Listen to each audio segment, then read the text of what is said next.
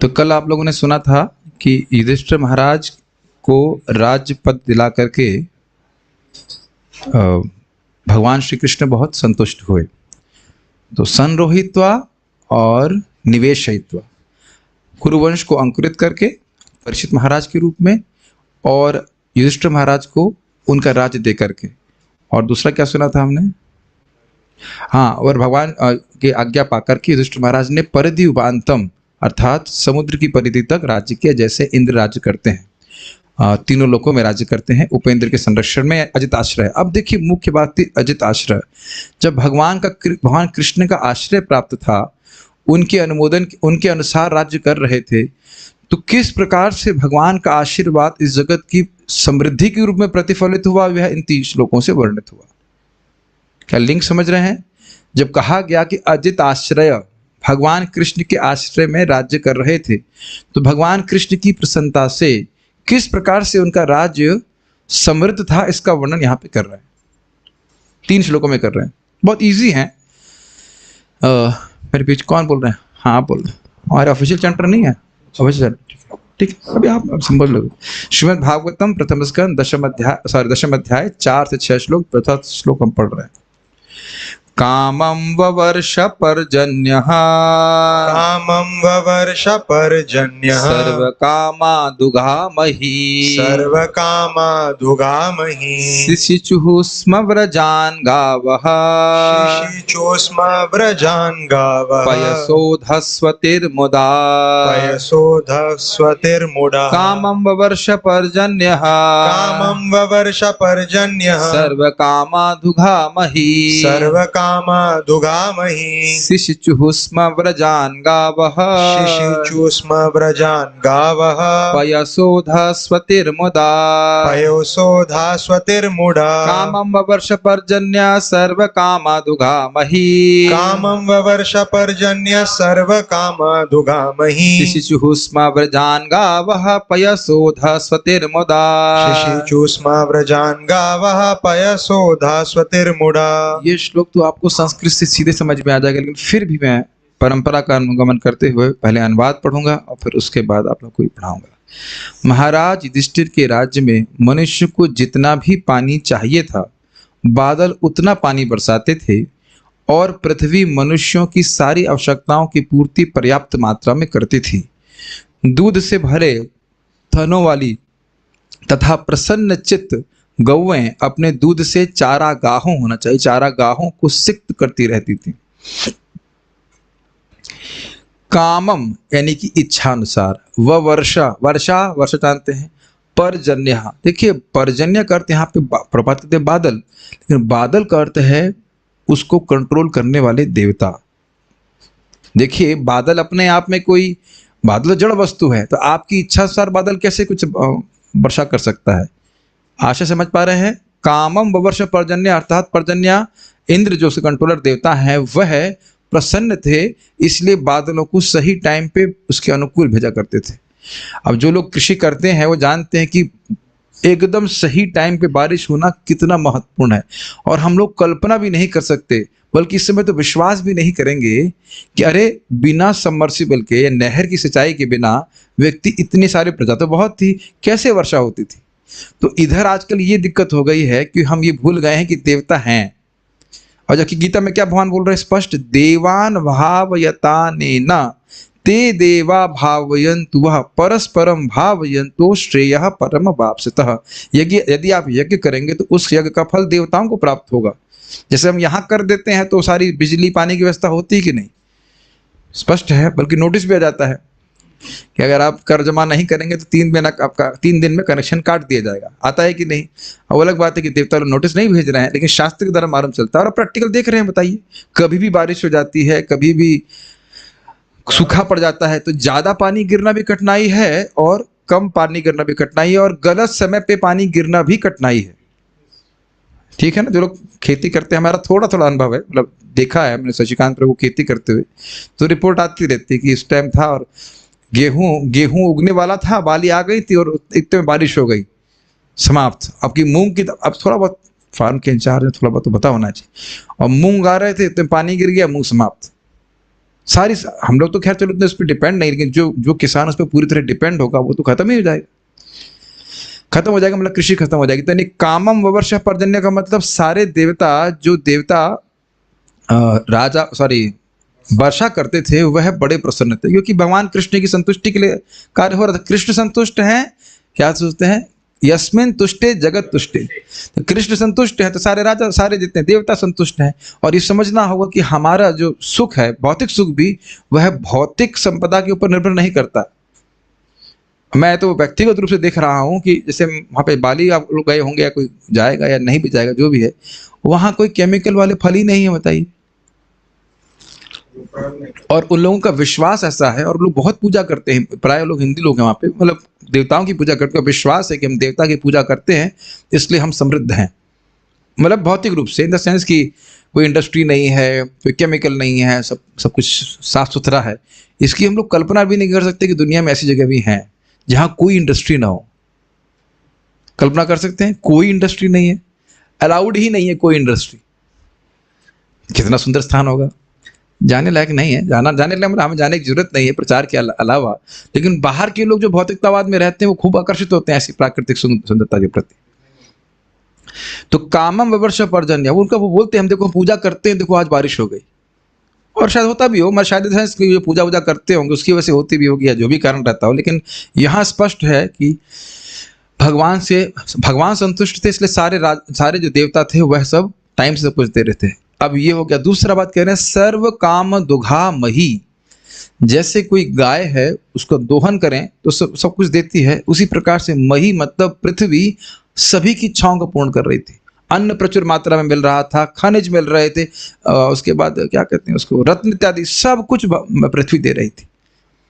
तो ध्यान देना होगा कि पृथ्वी भी एक देवी है, समझ रहे हैं। तो अगर सब लोग भगवान के भक्त बनते हैं तो माता बड़ा प्रसन्न होती है।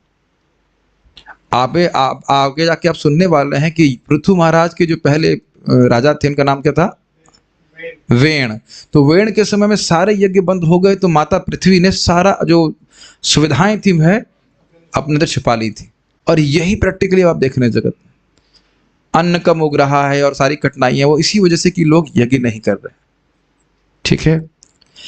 शिशुः स्म व्रजान गावः, शिशुः का अर्थ हुआ सिक्त करना, और गावः का अर्थ होता है गाय, और व्रजान का मतलब हो गया जहां पे व्रज, मतलब व्रज का मतलब जहां पे गाय चरती थी। तो चरना, जहां पे गाय चर रही हैं उसको वो सिक्त कर देती थी। सिक्त मतलब समझ रहे हैं, भिगो देती थी।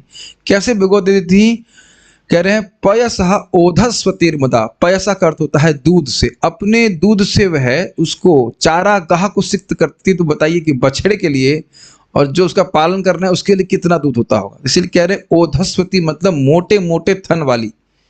मोटे मोटे थन का अर्थ है दूध इतना भरा रहता था, खाने को खूब बढ़िया से मिल रहा था, और मुदा बड़ी प्रसन्न रहती थी। देखिए समझिए, जब गाय अपने बछड़े को देखकर दूध दे रही तो पहले क्या उसके हृदय में आया, बताइए, वात्सल्य आया, और वही वात्सल्य उसके दूध के रूप में प्रकट हो रहा है। तो उसको जो व्यक्ति पीता है तो उसका मन भी वैसा अच्छा हो जाता है। वैसे महाराज बोल रहे थे कि बड़ा अच्छा बोल रहे थे, ये दूध पीता है वो उसकी खुद की मानसिकता पे भी निर्भर करता है। पहले से अच्छा आदमी है और दूध पीता है तो उसकी बुद्धि ठीक होती है। और नहीं तो अमेरिका में भी लोग गाय का दूध पी रहे हैं, कैसे पी रहे हैं हम बताने वर्णन नहीं करना चाहते। वो महाराज समझा रहे थे, जैसे किसी को मंदाग्नि है, जठराग्नि कमजोर है, उसको आप दूध पिलाएंगे तो उसे लाभ नहीं होगा। समझ रहे हैं मेरी बात, सुनते हैं ना कि दूध पीने से बुद्धि तेज होती है। हाँ ठीक है, लेकिन बुद्धि पहले से ठीक भी होनी चाहिए। बुद्धि ठीक होनी चाहिए तो फिर बुद्धि बढ़ेगी।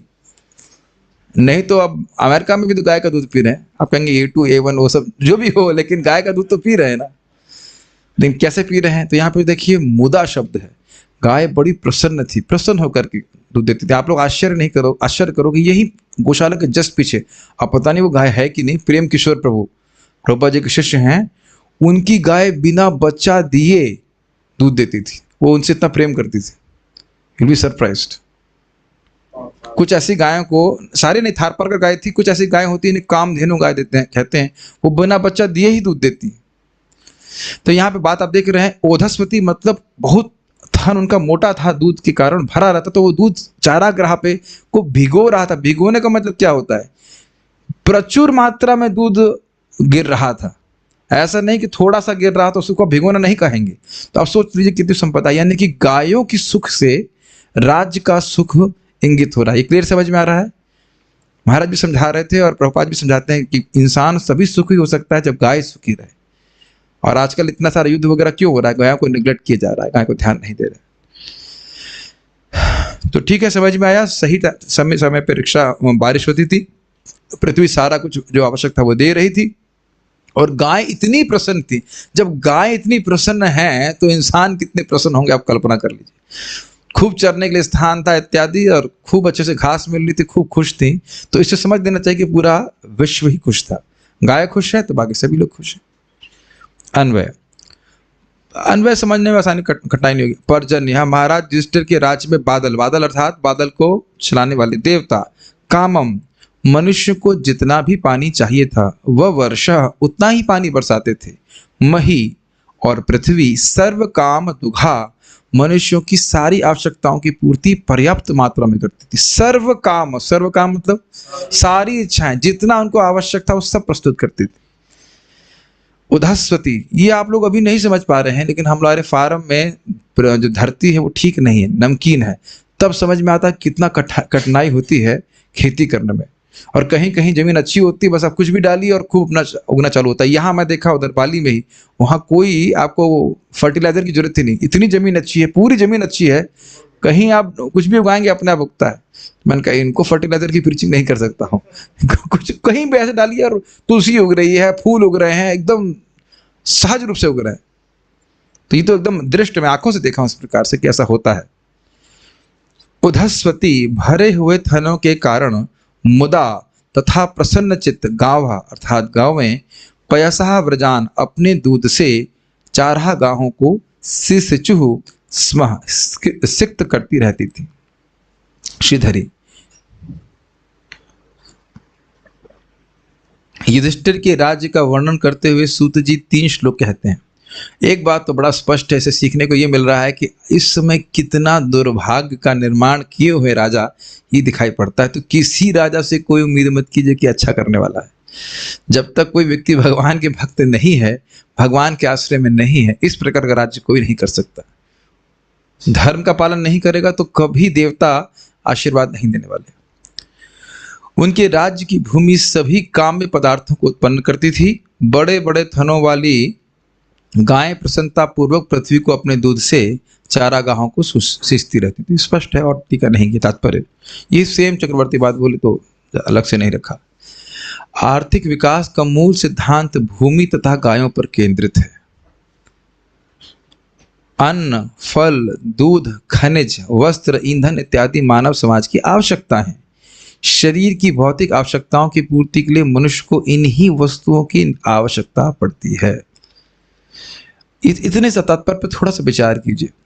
देखिए, बहुत अधिक आर्थिक विकास के लिए शास्त्र वैसे भी अनुमोदन नहीं करता। उतना आर्थिक विकास हो कि व्यक्ति का जीवन स्वस्थ मिले और स्वस्थ जीवन से भगवान की जिज्ञासा करे, तो उसके लिए इतनी वस्तुएं पर्याप्त हैं। कन्फर्म्ड बाय समबडीज फोन, और उसको कृपया साइलेंट में रख दीजिए। किसका बजा भाई पता नहीं, लेकिन फ़ोन साइलेंट पे रखिए। नहीं तो हमारा डोनेशन बॉक्स है, उसमें 500 रुपये आप जमा कर दीजिए।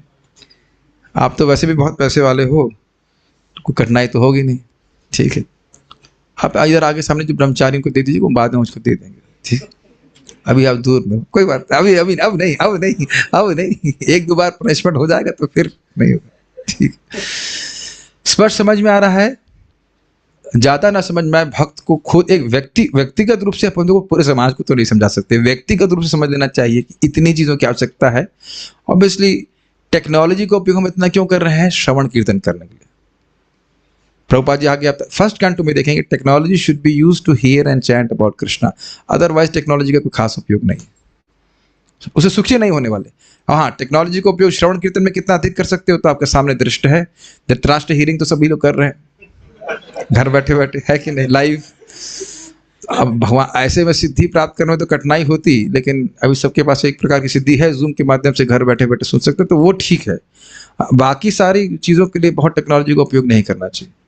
एक छोटा सा बात इस संबंध में कह रहा था, आ रही है तो गौर सुंदर प्रभु समझा रहे थे, कह रहे देखो अगर कोई चोर 140 की गति से भाग रहा है तो पुलिस क्या 110 से भागेगी? 150 से भागना पड़ेगा। क्या उत्तर है ना। तो ठीक है, आप मान भी लो कि साइंस से टेक्नोलॉजी अच्छी नहीं है, जो कुछ भी है, लेकिन लोग इसी का उपयोग कर रहे हैं, तो भक्त भी इसी का उपयोग करके उनको पकड़ते हैं कृष्ण भावना बनाने के। क्या क्या अमेजिंग है ना। पुलिस भाई 100 से ऊपर जाना गड़बड़ है। क्या है कि नहीं? पुलिस ही नियम बनाई है कि 100 से ऊपर नहीं जा सकते, लेकिन कोई अगर 130 पे भाग रहा है तो उसको पकड़ने के लिए 140 पे चलना पड़ेगा कि नहीं चलना पड़ेगा? तो साधु हैं हम लोग को तो सिंपल जीवन जीना चाहिए और कोई दिक्कत भी नहीं है, लेकिन फिर भी ये वेब कैम और लैपटॉप और सारा उपयोग करें ताकि लोग एकदम जो 140 की गति से नरक में भाग रहे हैं उनको 150 की गति से पकड़ करके वापस भगवत धाम की तरफ ले जाए। है कि नहीं? कितना सुंदर उदाहरण दिया गया। तो खैर इन्हीं सब चीज़ों का उपयोग कृष्ण की सेवा के लिए करना चाहिए, तो वो कोई दिक्कत नहीं है। प्रभुपाद कहते थे हम लोग मिसाल भी उपयोग कर सकते हैं।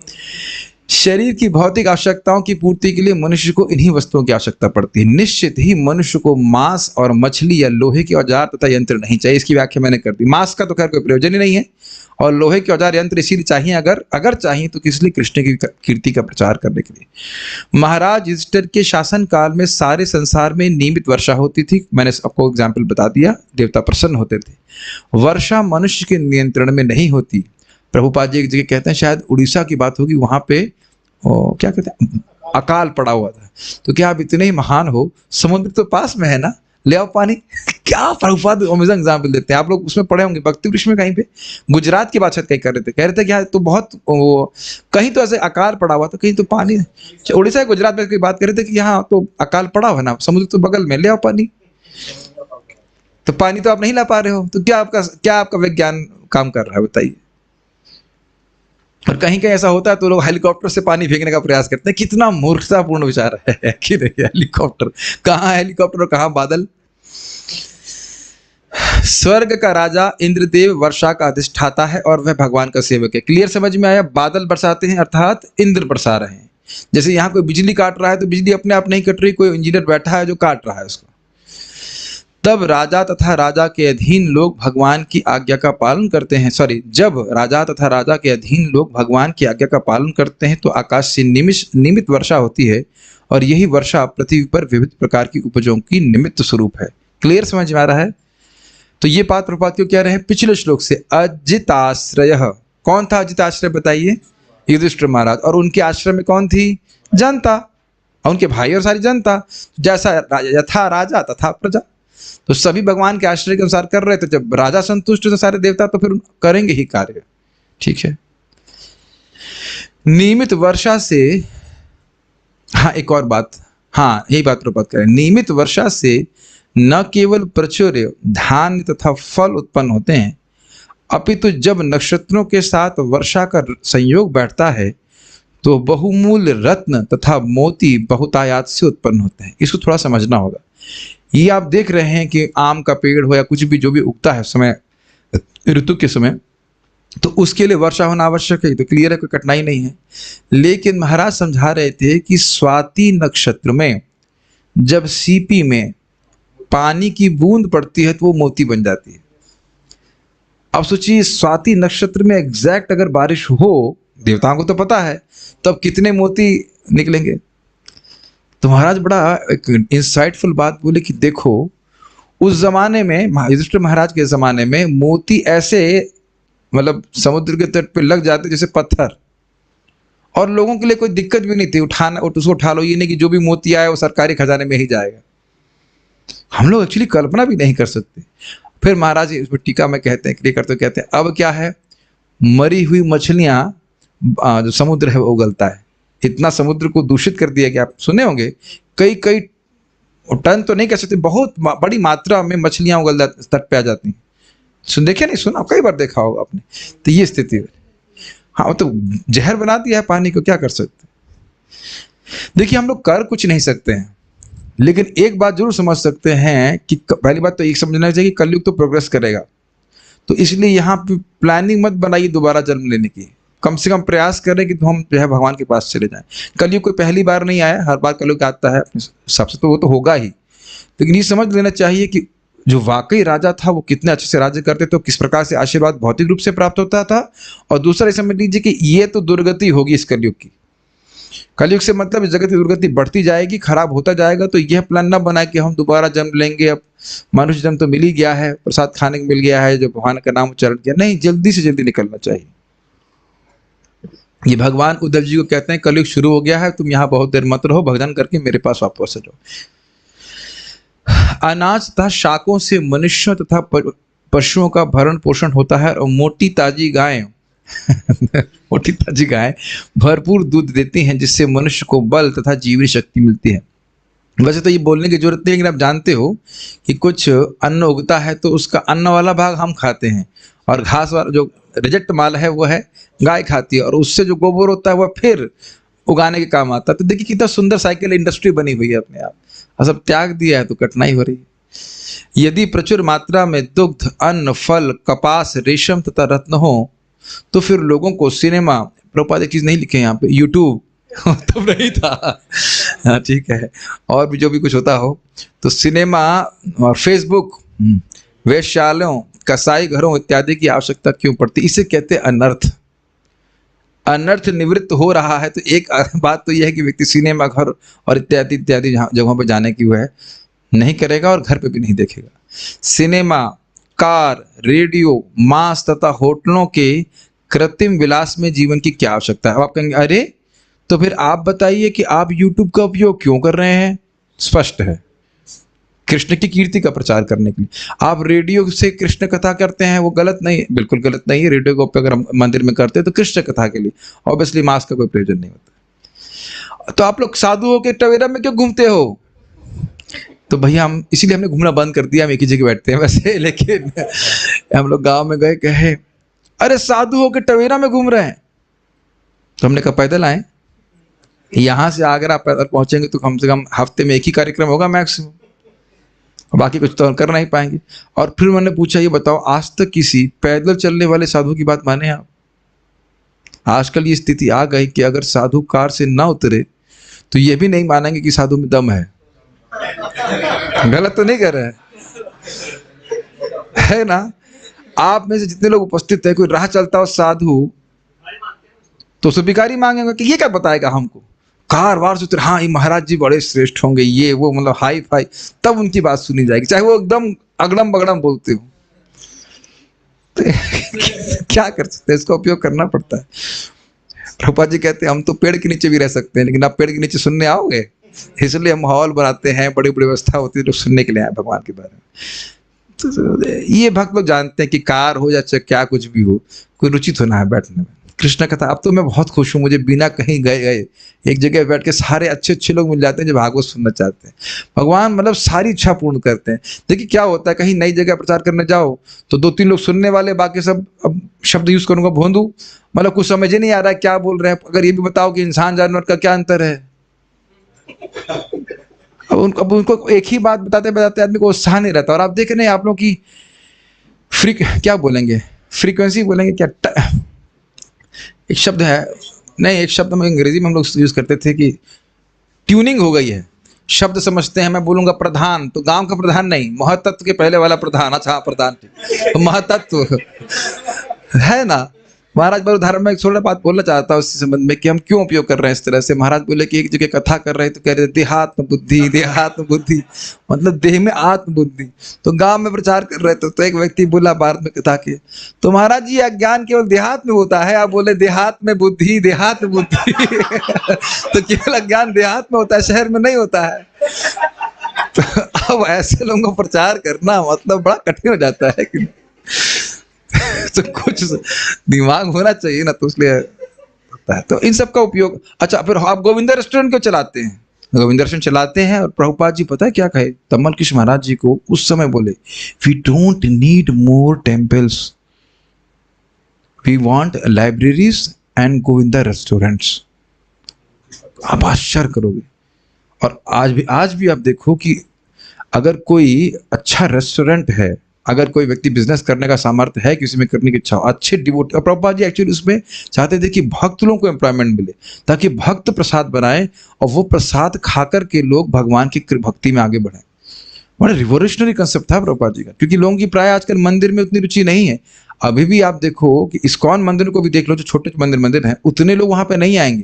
लेकिन अगर, मैं नहीं कह रहा मंदिर मत खोलो, लेकिन मैं बोल रहा हूँ कि अगर वहां पे रेस्टोरेंट होता तो कितने लोग आते और कितने लोग प्रसाद खाते वहां पे, कृष्ण प्रसाद। लेकिन वो भक्तों के द्वारा बनना चाहिए, कर्मी लोगों को बनाने का तो कोई मतलब नहीं, कोई प्रयोजन नहीं। तो इन सब का प्रयोजन है। मैं ये देखिए नहीं कह रहा हूं कि मंदिर नहीं बनाना चाहिए, लेकिन लाइब्रेरीज और इस प्रकार से कुछ बना करके प्रीचिंग बहुत महत्वपूर्ण है। ध्यान दीजिएगा, प्रचार ये तदीया सेवा है। शिव जी बोल चुके हैं सारी आराधनाओं में भगवान विष्णु की आराधना सर्वश्रेष्ठ है, और उससे भी श्रेष्ठ है तदीया सेवा, उनके संबंध में सेवा करना, भागवत की सेवा करना, शास्त्र की सेवा करना, तुलसी की सेवा, वैष्णव की सेवा, ये सब तदीय सेवा में आता है। तो विलासमय जीवन के लिए आवश्यक नहीं है रेडियो इत्यादि, लेकिन कृष्ण कथा के लिए प्रचार करने के लिए उसका हम उपयोग कर सकते हैं। क्या इस सभ्यता ने एक दूसरे से व्यक्तिगत एवं राष्ट्रीय स्तर पर लड़ते रहने के अतिरिक्त और कुछ भी दिया है?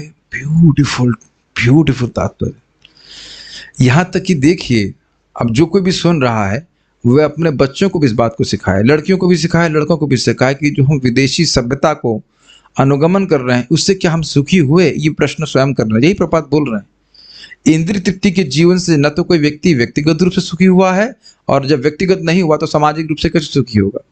हम सब लोग शांति से बैठे हैं, क्यों? क्योंकि व्यक्तिगत रूप से शांत हैं।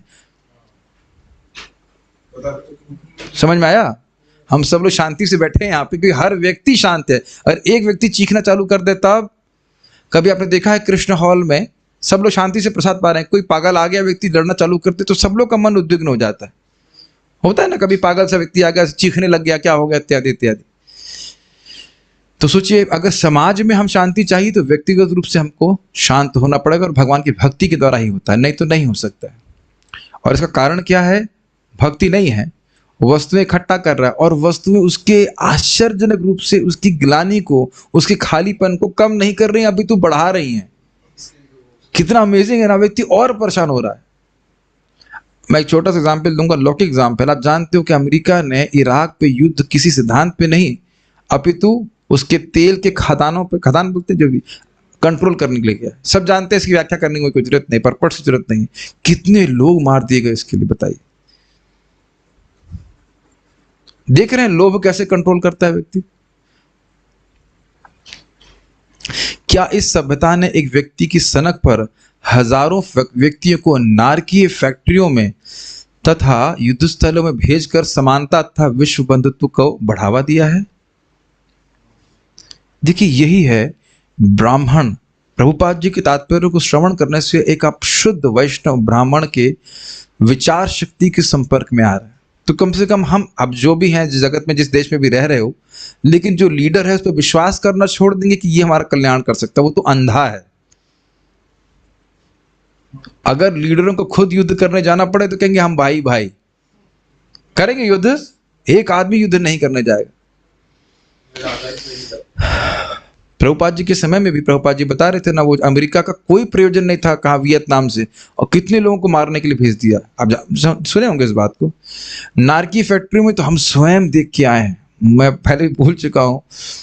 हम लोग को कंप्रेसर दिखाने के लिए भेजा गया था, और आपने कंप्रेसर, आपने तो कंप्रेसर वो जो 15,000 वाला कंप्रेसर, वो नहीं, इस रूम के बराबर कंप्रेसर, और वो चिल्ला रहा है तो इसमें इतना प्रेशर बनता है, उसका पूरा पसीना पसीना। तब समझ में आ रहा है इंजीनियरिंग डॉक्टरी करके ये देखो उसे क्या हालत हो रही। और मैं पहले भी बता चुका हूं, मैं मायापुर गया था, जब मैं लौट के आया तो सुना कि एक मजदूर मर गया। पता है कैसे मरा? हो, एक बोल्ट 90 मीटर से गिर गया था, जो क्या कहते हैं उसको, पावर प्लांट होता है ना, 90 मीटर से बोल्ट गिरा, वो बोल्ट उसको फोड़ करके सर में घुस गया। मैंने कहा ये कोई तरीका है मरने का, बताओ।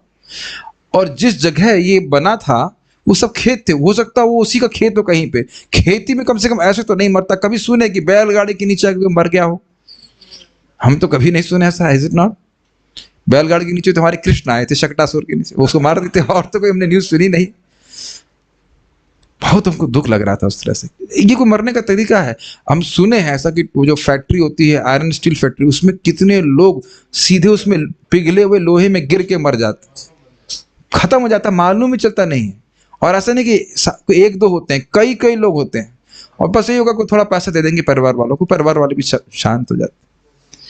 ये मैं नाम नहीं रखना चाह रहा था, स्टील प्लांट की बात कर रहा हूँ, और युद्ध स्थलों में तो लोग मर ही रहे इसी तरह से।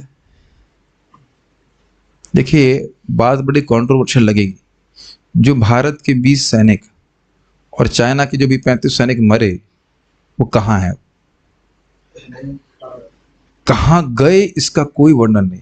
हम और कुछ पॉलिटिकल नहीं बात करना चाह रहे, लेकिन वो मृत्यु के बाद कहाँ गए इसकी कोई शिक्षा नहीं है।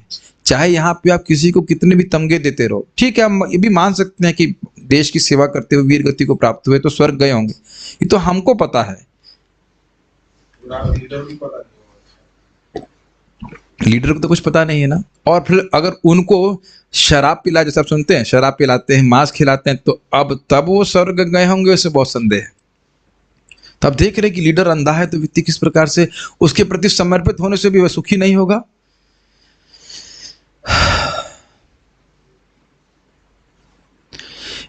यहां पर कहा गया है, एक छोटी सी बात कहना चाहूंगा। प्रभुपाद जी यूनाइटेड नेशन के सामने थे, ठीक है, तो प्रभुपाद जी का देखिए दृष्टि कितनी सुंदर है। तो कह रहे तुम लोग संयुक्त राज्य हो तो झंडे बढ़ क्यों रहे हैं। कितना सुंदर बात प्रभुपाद कर रहे हैं। हर साल एक नए राज्य का निर्माण हो रहा है कि नहीं, तो यानी तुम लोग असंयुक्त राज्य हो। संयुक्त राज्य मतलब एक झंडा होना चाहिए। कितना अमेजिंग है ना, मतलब ये लोग कभी सोच भी नहीं सकते। संयुक्त राज्य है तो एक झंडा होना चाहिए। We are united under one flag. आपके तो अलग अलग फ्लैग हैं और वो फ्लैग बढ़ते जा रहे हैं, तो संयुक्त कैसे हो जरा बताइए। Divided Nations, United divided Nations ऐसा कुछ।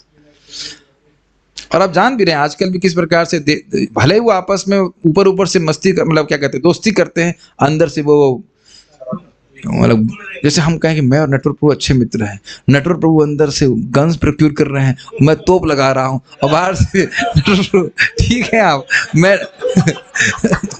मजाक कर रहे हैं, शुभ कृष्ण नटवर भाई भाई, और अंदर में लड़ाई। बताइए कोई प्रेम हुआ है? बताइए, हम खाली मजाक के लिए बोल रहे हैं, लेकिन क्या यही देश के बीच में नहीं हो रहा है? ईर्ष्या करते हैं और बाहर से मुस्कुराते हैं, फोटो खिंचवाते हैं, ऐसे बस ये स्थिति है। तो आज भगवान के आश्रय में नहीं है। यहाँ पर कहा गया है कि गौएं अपने दुग्ध से चारागाहों को सिक्त करती थी, क्योंकि उनके थन दूध से भरे रहते थे, मतलब खाने को प्रचुर मात्रा में था। अब देखिए कितना समय गायों की दुर्दशा है, क्या कह सकते हैं। और वे अत्यंत प्रमुदित रहती थी। उनके बच्चों को कोई खींच के कहीं और नहीं लेके जाता था, जिसका हम भागवत में वर्णन नहीं कर सकते। तो फिर क्या उन्हें खेतों में पर्याप्त मात्रा में घास खिलाकर प्रसन्न जीवन बताने के लिए समुचित संरक्षण की आवश्यकता नहीं है? तो लोगों को अपने स्वार्थ के लिए उनका वध क्यों करना चाहिए? वस्तुतः देखिए, हम सब भक्त लोग तो मांस नहीं खा रहे हैं ना। बहुत बार हम लोगों को भी खाने की वजह से दिक्कत होती है, समझ रहे हैं। अन्न ही इतना सारा खा लेते हैं कि भैंसे जैसे हो जा रहे हैं कि नहीं। तो कुछ लोग कहते हैं भैंसा मतलब मोटा ताजे हो जा रहे हैं, कमी तो नहीं लग रही, कमजोरी में। तो कहते हैं मांस नहीं खाओगे तो शरीर तुम्हारा मजबूत नहीं होगा। दारा सिंह से लड़ाई, तो खैर मर गए वो, दारा सिंह तो वेजिटेरियन थे ना। फिर तो ये समझ रहे कैसे केवल जीव को अनियंत्रित करने के हो जाने के कारण व्यक्ति नरक की प्राप्ति कर रहा है और कोई प्रयोजन नहीं। और वह भी प्रपात कहते हैं कि किसी को खाना ही है मांस तो निम्न पशु को भले काट ले, गाय तो अवध्य है, कभी गाय को नहीं काटना चाहिए। ये सब बहुत महत्वपूर्ण है। आप कहोगे कृष्ण कथा में यह सब क्यों कर रहे हैं? महाप्रभु ने वर्णन नहीं किया, डिस्कशन नहीं किया कि तुम गाय को क्यों मारते हो, बताइए। गायों का वध जब तक होगा मनुष्य कभी सुखी नहीं रह सकता है। मनुष्य अन्न फल दूध से क्यों नहीं संतुष्ट हो लेता, जिनसे हजारों प्रकार के व्यंजन तैयार हो सकते हैं। करना मत प्रभु, सही है कि नहीं सही बात? एक दूध से ही आप कितनी वैरायटी बना सकते हो, इज इट नॉट? कितनी वैरायटी।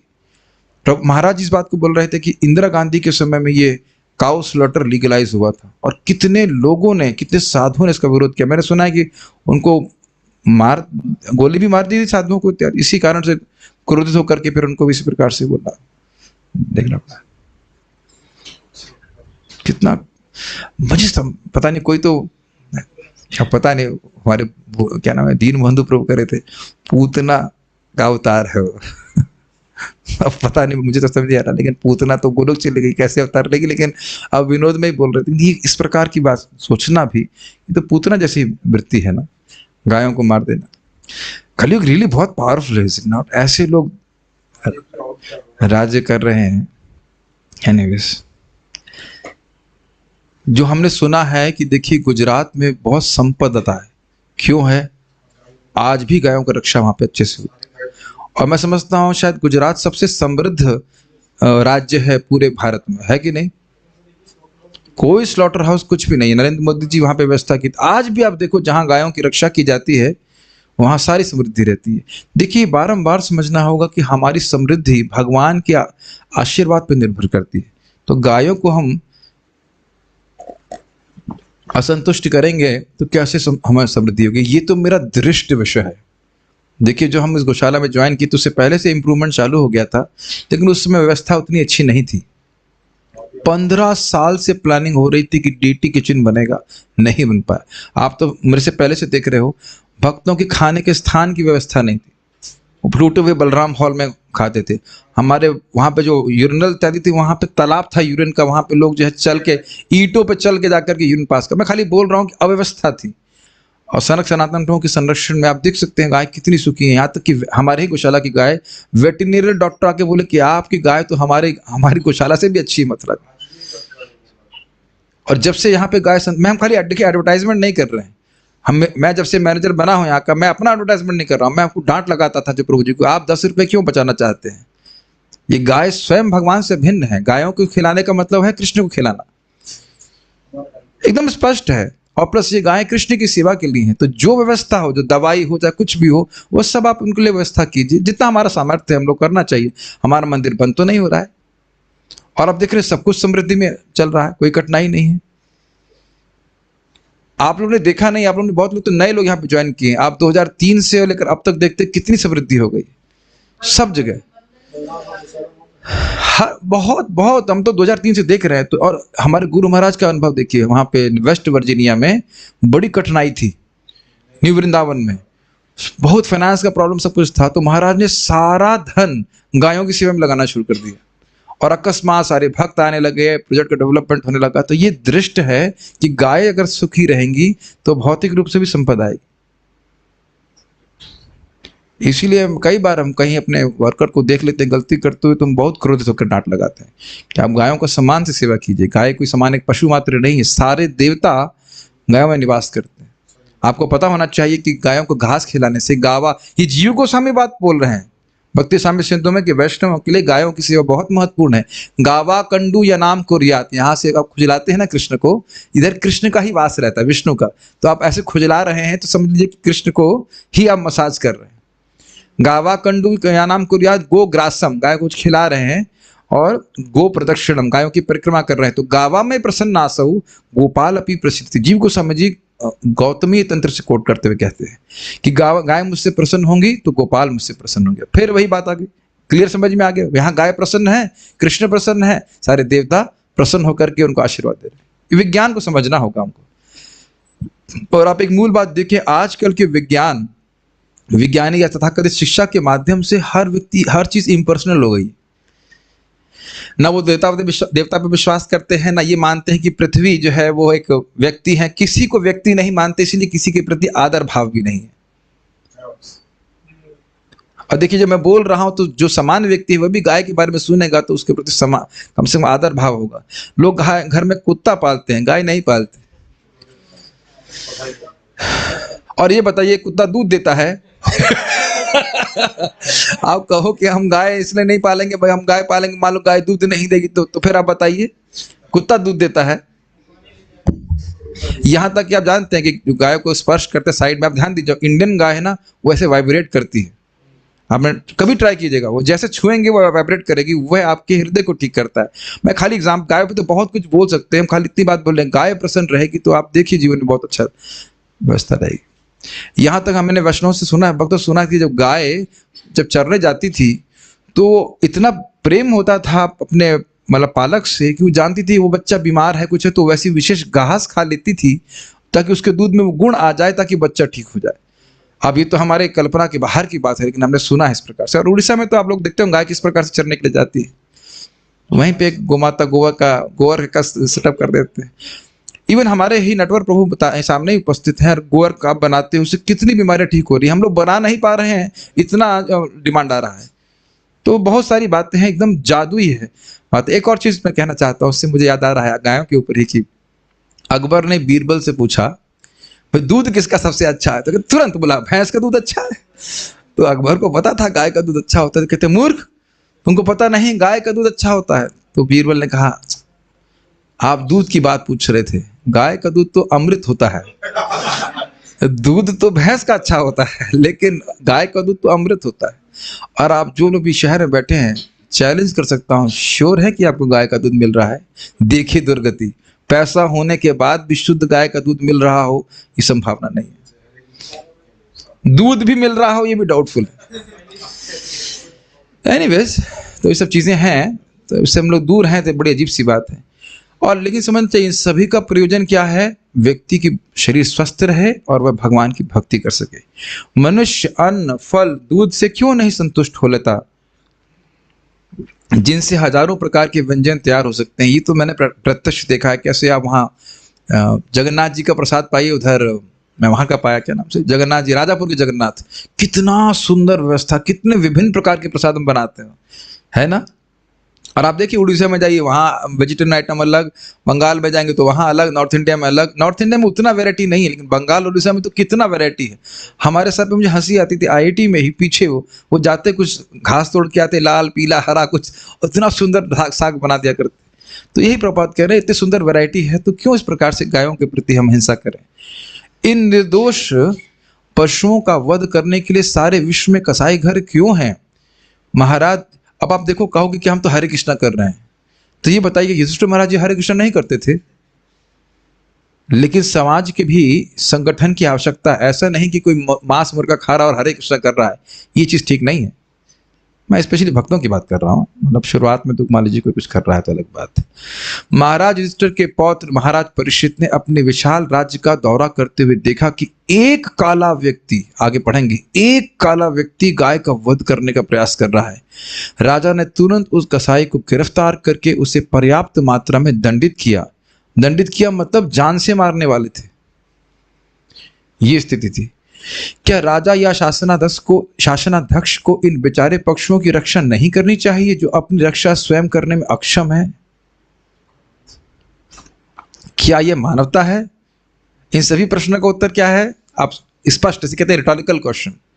क्या देश के पशु देशवासी नहीं है? आपको याद है कल व्याख्या कर रहा था, पृथ्वी पे राज्य कर रहे थे, सभी को अपना बच्चा मान रहे थे। तो फिर संगठित कसाई घरों में वे उनके वध किए जाने की अनुमति क्यों देते हैं? क्या ये समानता, बंधुत्व तथा अहिंसा के लक्षण है? एक छोटा सा विचार, जिस तरह से बूचड़ खाने बना बना करके, कसाई घर बना बना करके पशुओं का वध किया जा रहा है, जरा सोचिए कि कोई एक ऐसी शक्तिशाली सभ्यता पृथ्वी पे आ जाए जो हमारा इस प्रकार से वध करे, तो आप कैसा लगेगा जरा बताइए। आदमी कसाई घर बना दे, आदमियों को काटने के लिए मशीन बना दे और उनको खाए, तब आपकी दृष्टि कैसी होगी उनके प्रति? कुछ ग्रहण कर पा रहे हैं? और कितना बड़ा अपराध जो है हम लोग कर रहे हैं। और इसीलिए देखिए, एक के बाद एक युद्ध, एक के बाद एक युद्ध होता जा रहा है, कहीं रुक रहा है। तो इधर तुम जानवरों को मारोगे तो प्रकृति तुमको प्रेरित करके एक दूसरे को मरवाएगी। तो ये दृष्टि, ये विवेक होना चाहिए। ये भागवत पढ़ के समझ में आता है।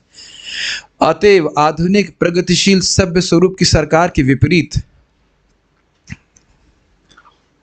प्रभुपाद ने कटाक्ष किया, देखा, आधुनिक प्रगतिशील सभ्य स्वरूप की सरकार के विपरीत महाराज युधिष्ठिर का जैसा राजतंत्र तथाकथित प्रजातंत्र से कहीं अधिक श्रेष्ठ है, जिसमें पशुओं का वध किया जाता है और पशु से भी गिरे हुए मनुष्य से, पशु से भी निम्न कोटि के दूसरे मनुष्य के लिए मतदान कराया जाता है। क्या हैवी स्टेटमेंट है। अंधा या थांदीर नहीं, क्या वो श्लोक है, पशु स्वविडवरा होष्ट करे समस्तः पुरुषः पशु।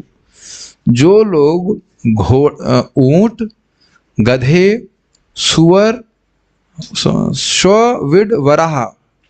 स्वविडवरा और ये 3-4 तरह के पशु में जो स्पेशल बुद्धिमान हैं सब होते हैं।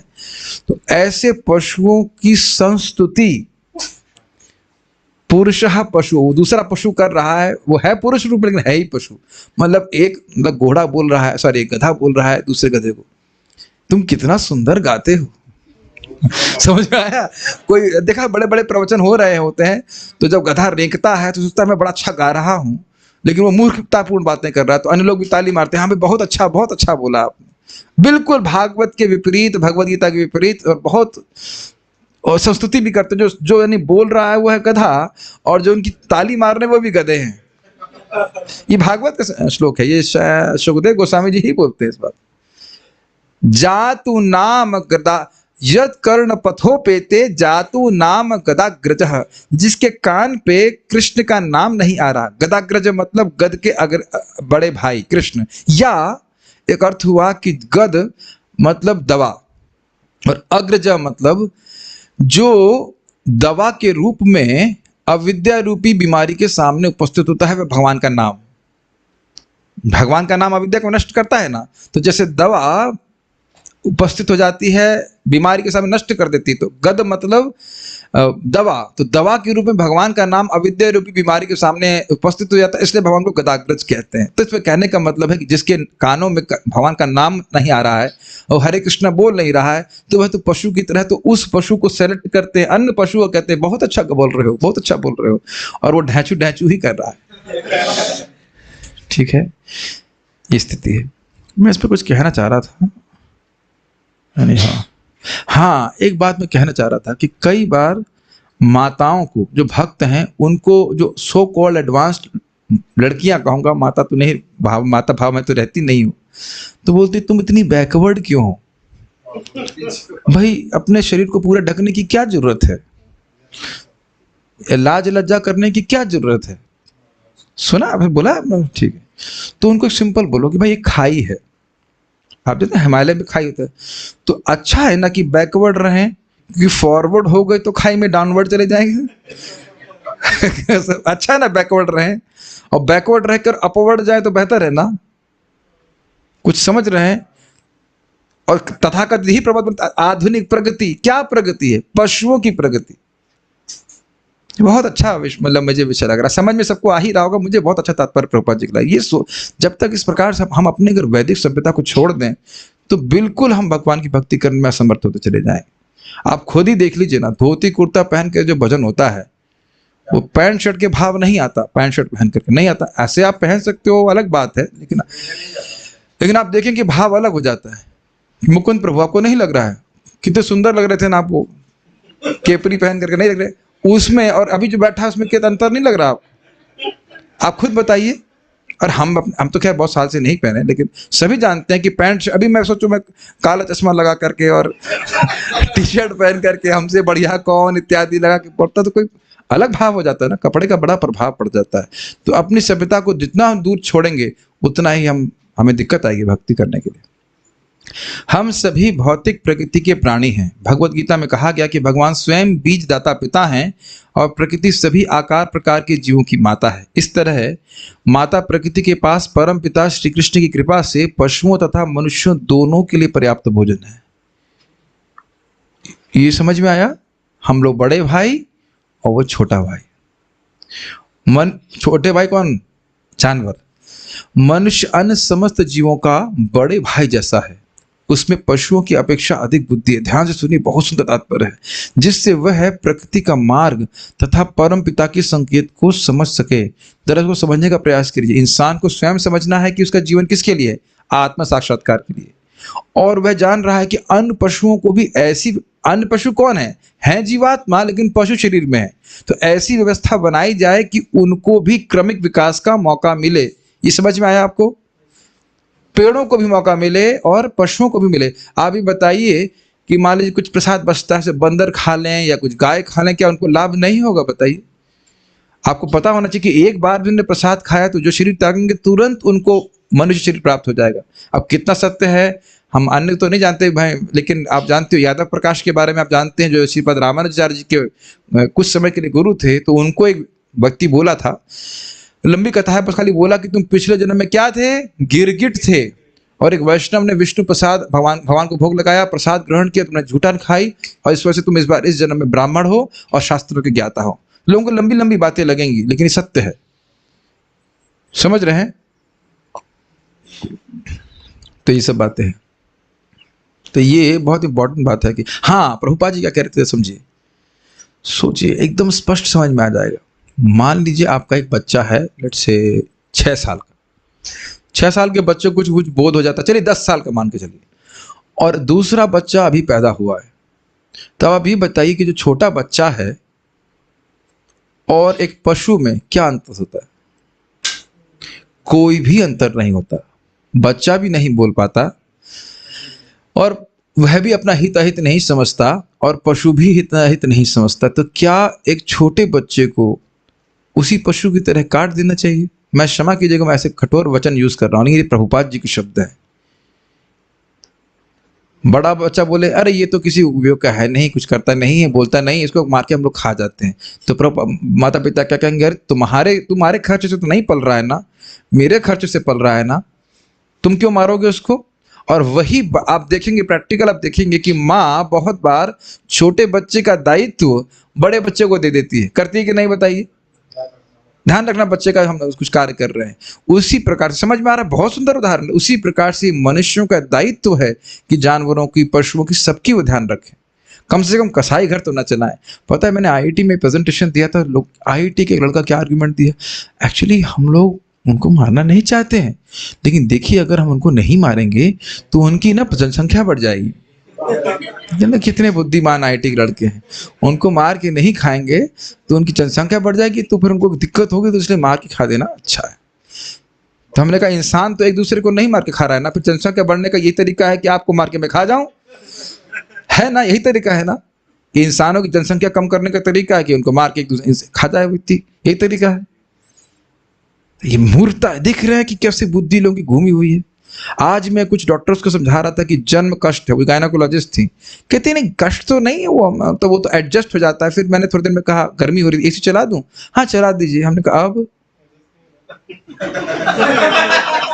मैं उठा, फिर मैं रुक गया। हमने कहा आधा घंटा आपसे गर्मी नहीं सहन हुई और आप कह रहे हो माँ के गर्भ में कष्ट नहीं है। तो देखिए शिक्षा की वजह से, गलत शिक्षा की वजह से बुद्धि ठस हुई जा रही। पता नहीं आज सुन तो नहीं रहे प्रवचन, मुझे बता रहे, लेकिन मैं देख रहा हूं उनकी गलती नहीं, बुद्धि ठस हुई जा रही। ठस समझते हैं? सॉलिड हो गई, ब्रेन सब्सटेंस है ही नहीं। इस संसार में कृत्रिम विलास तथा इंद्रिय तृप्ति के लिए कृत्रिम लोभ तथा डामाडोल शक्ति द्वारा कृत्रिम ढंग से आर्थिक विकास करने का प्रयास नहीं करना चाहिए, अपितु मानवीय सभ्यता को प्राकृतिक उत्पादन पर आश्रित देना चाहिए। यह तो रहने देना चाहिए। यह तो कुकुरों सुकुरों का जीवन है। क्या कुकर सुकर का जीवन है? जबरदस्ती आर्थिक विकास में लगा रहे व्यक्ति।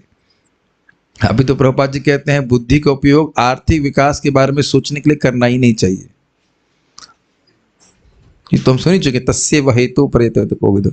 आप लोग थक गए हो तो मैं रुक जाऊं, और नहीं तो हम लोग 2 श्लोक और ले सकते हैं। मैं कहा इतने थक गए हैं, नहीं इतने थके हुए तो कोई लग नहीं रहा है, और बहुत इजी है, कोई कठिन तो श्लोक है नहीं। तो हम आगे पढ़ते हैं कि क्या गिफ्ट प्रकृति दे रही थी।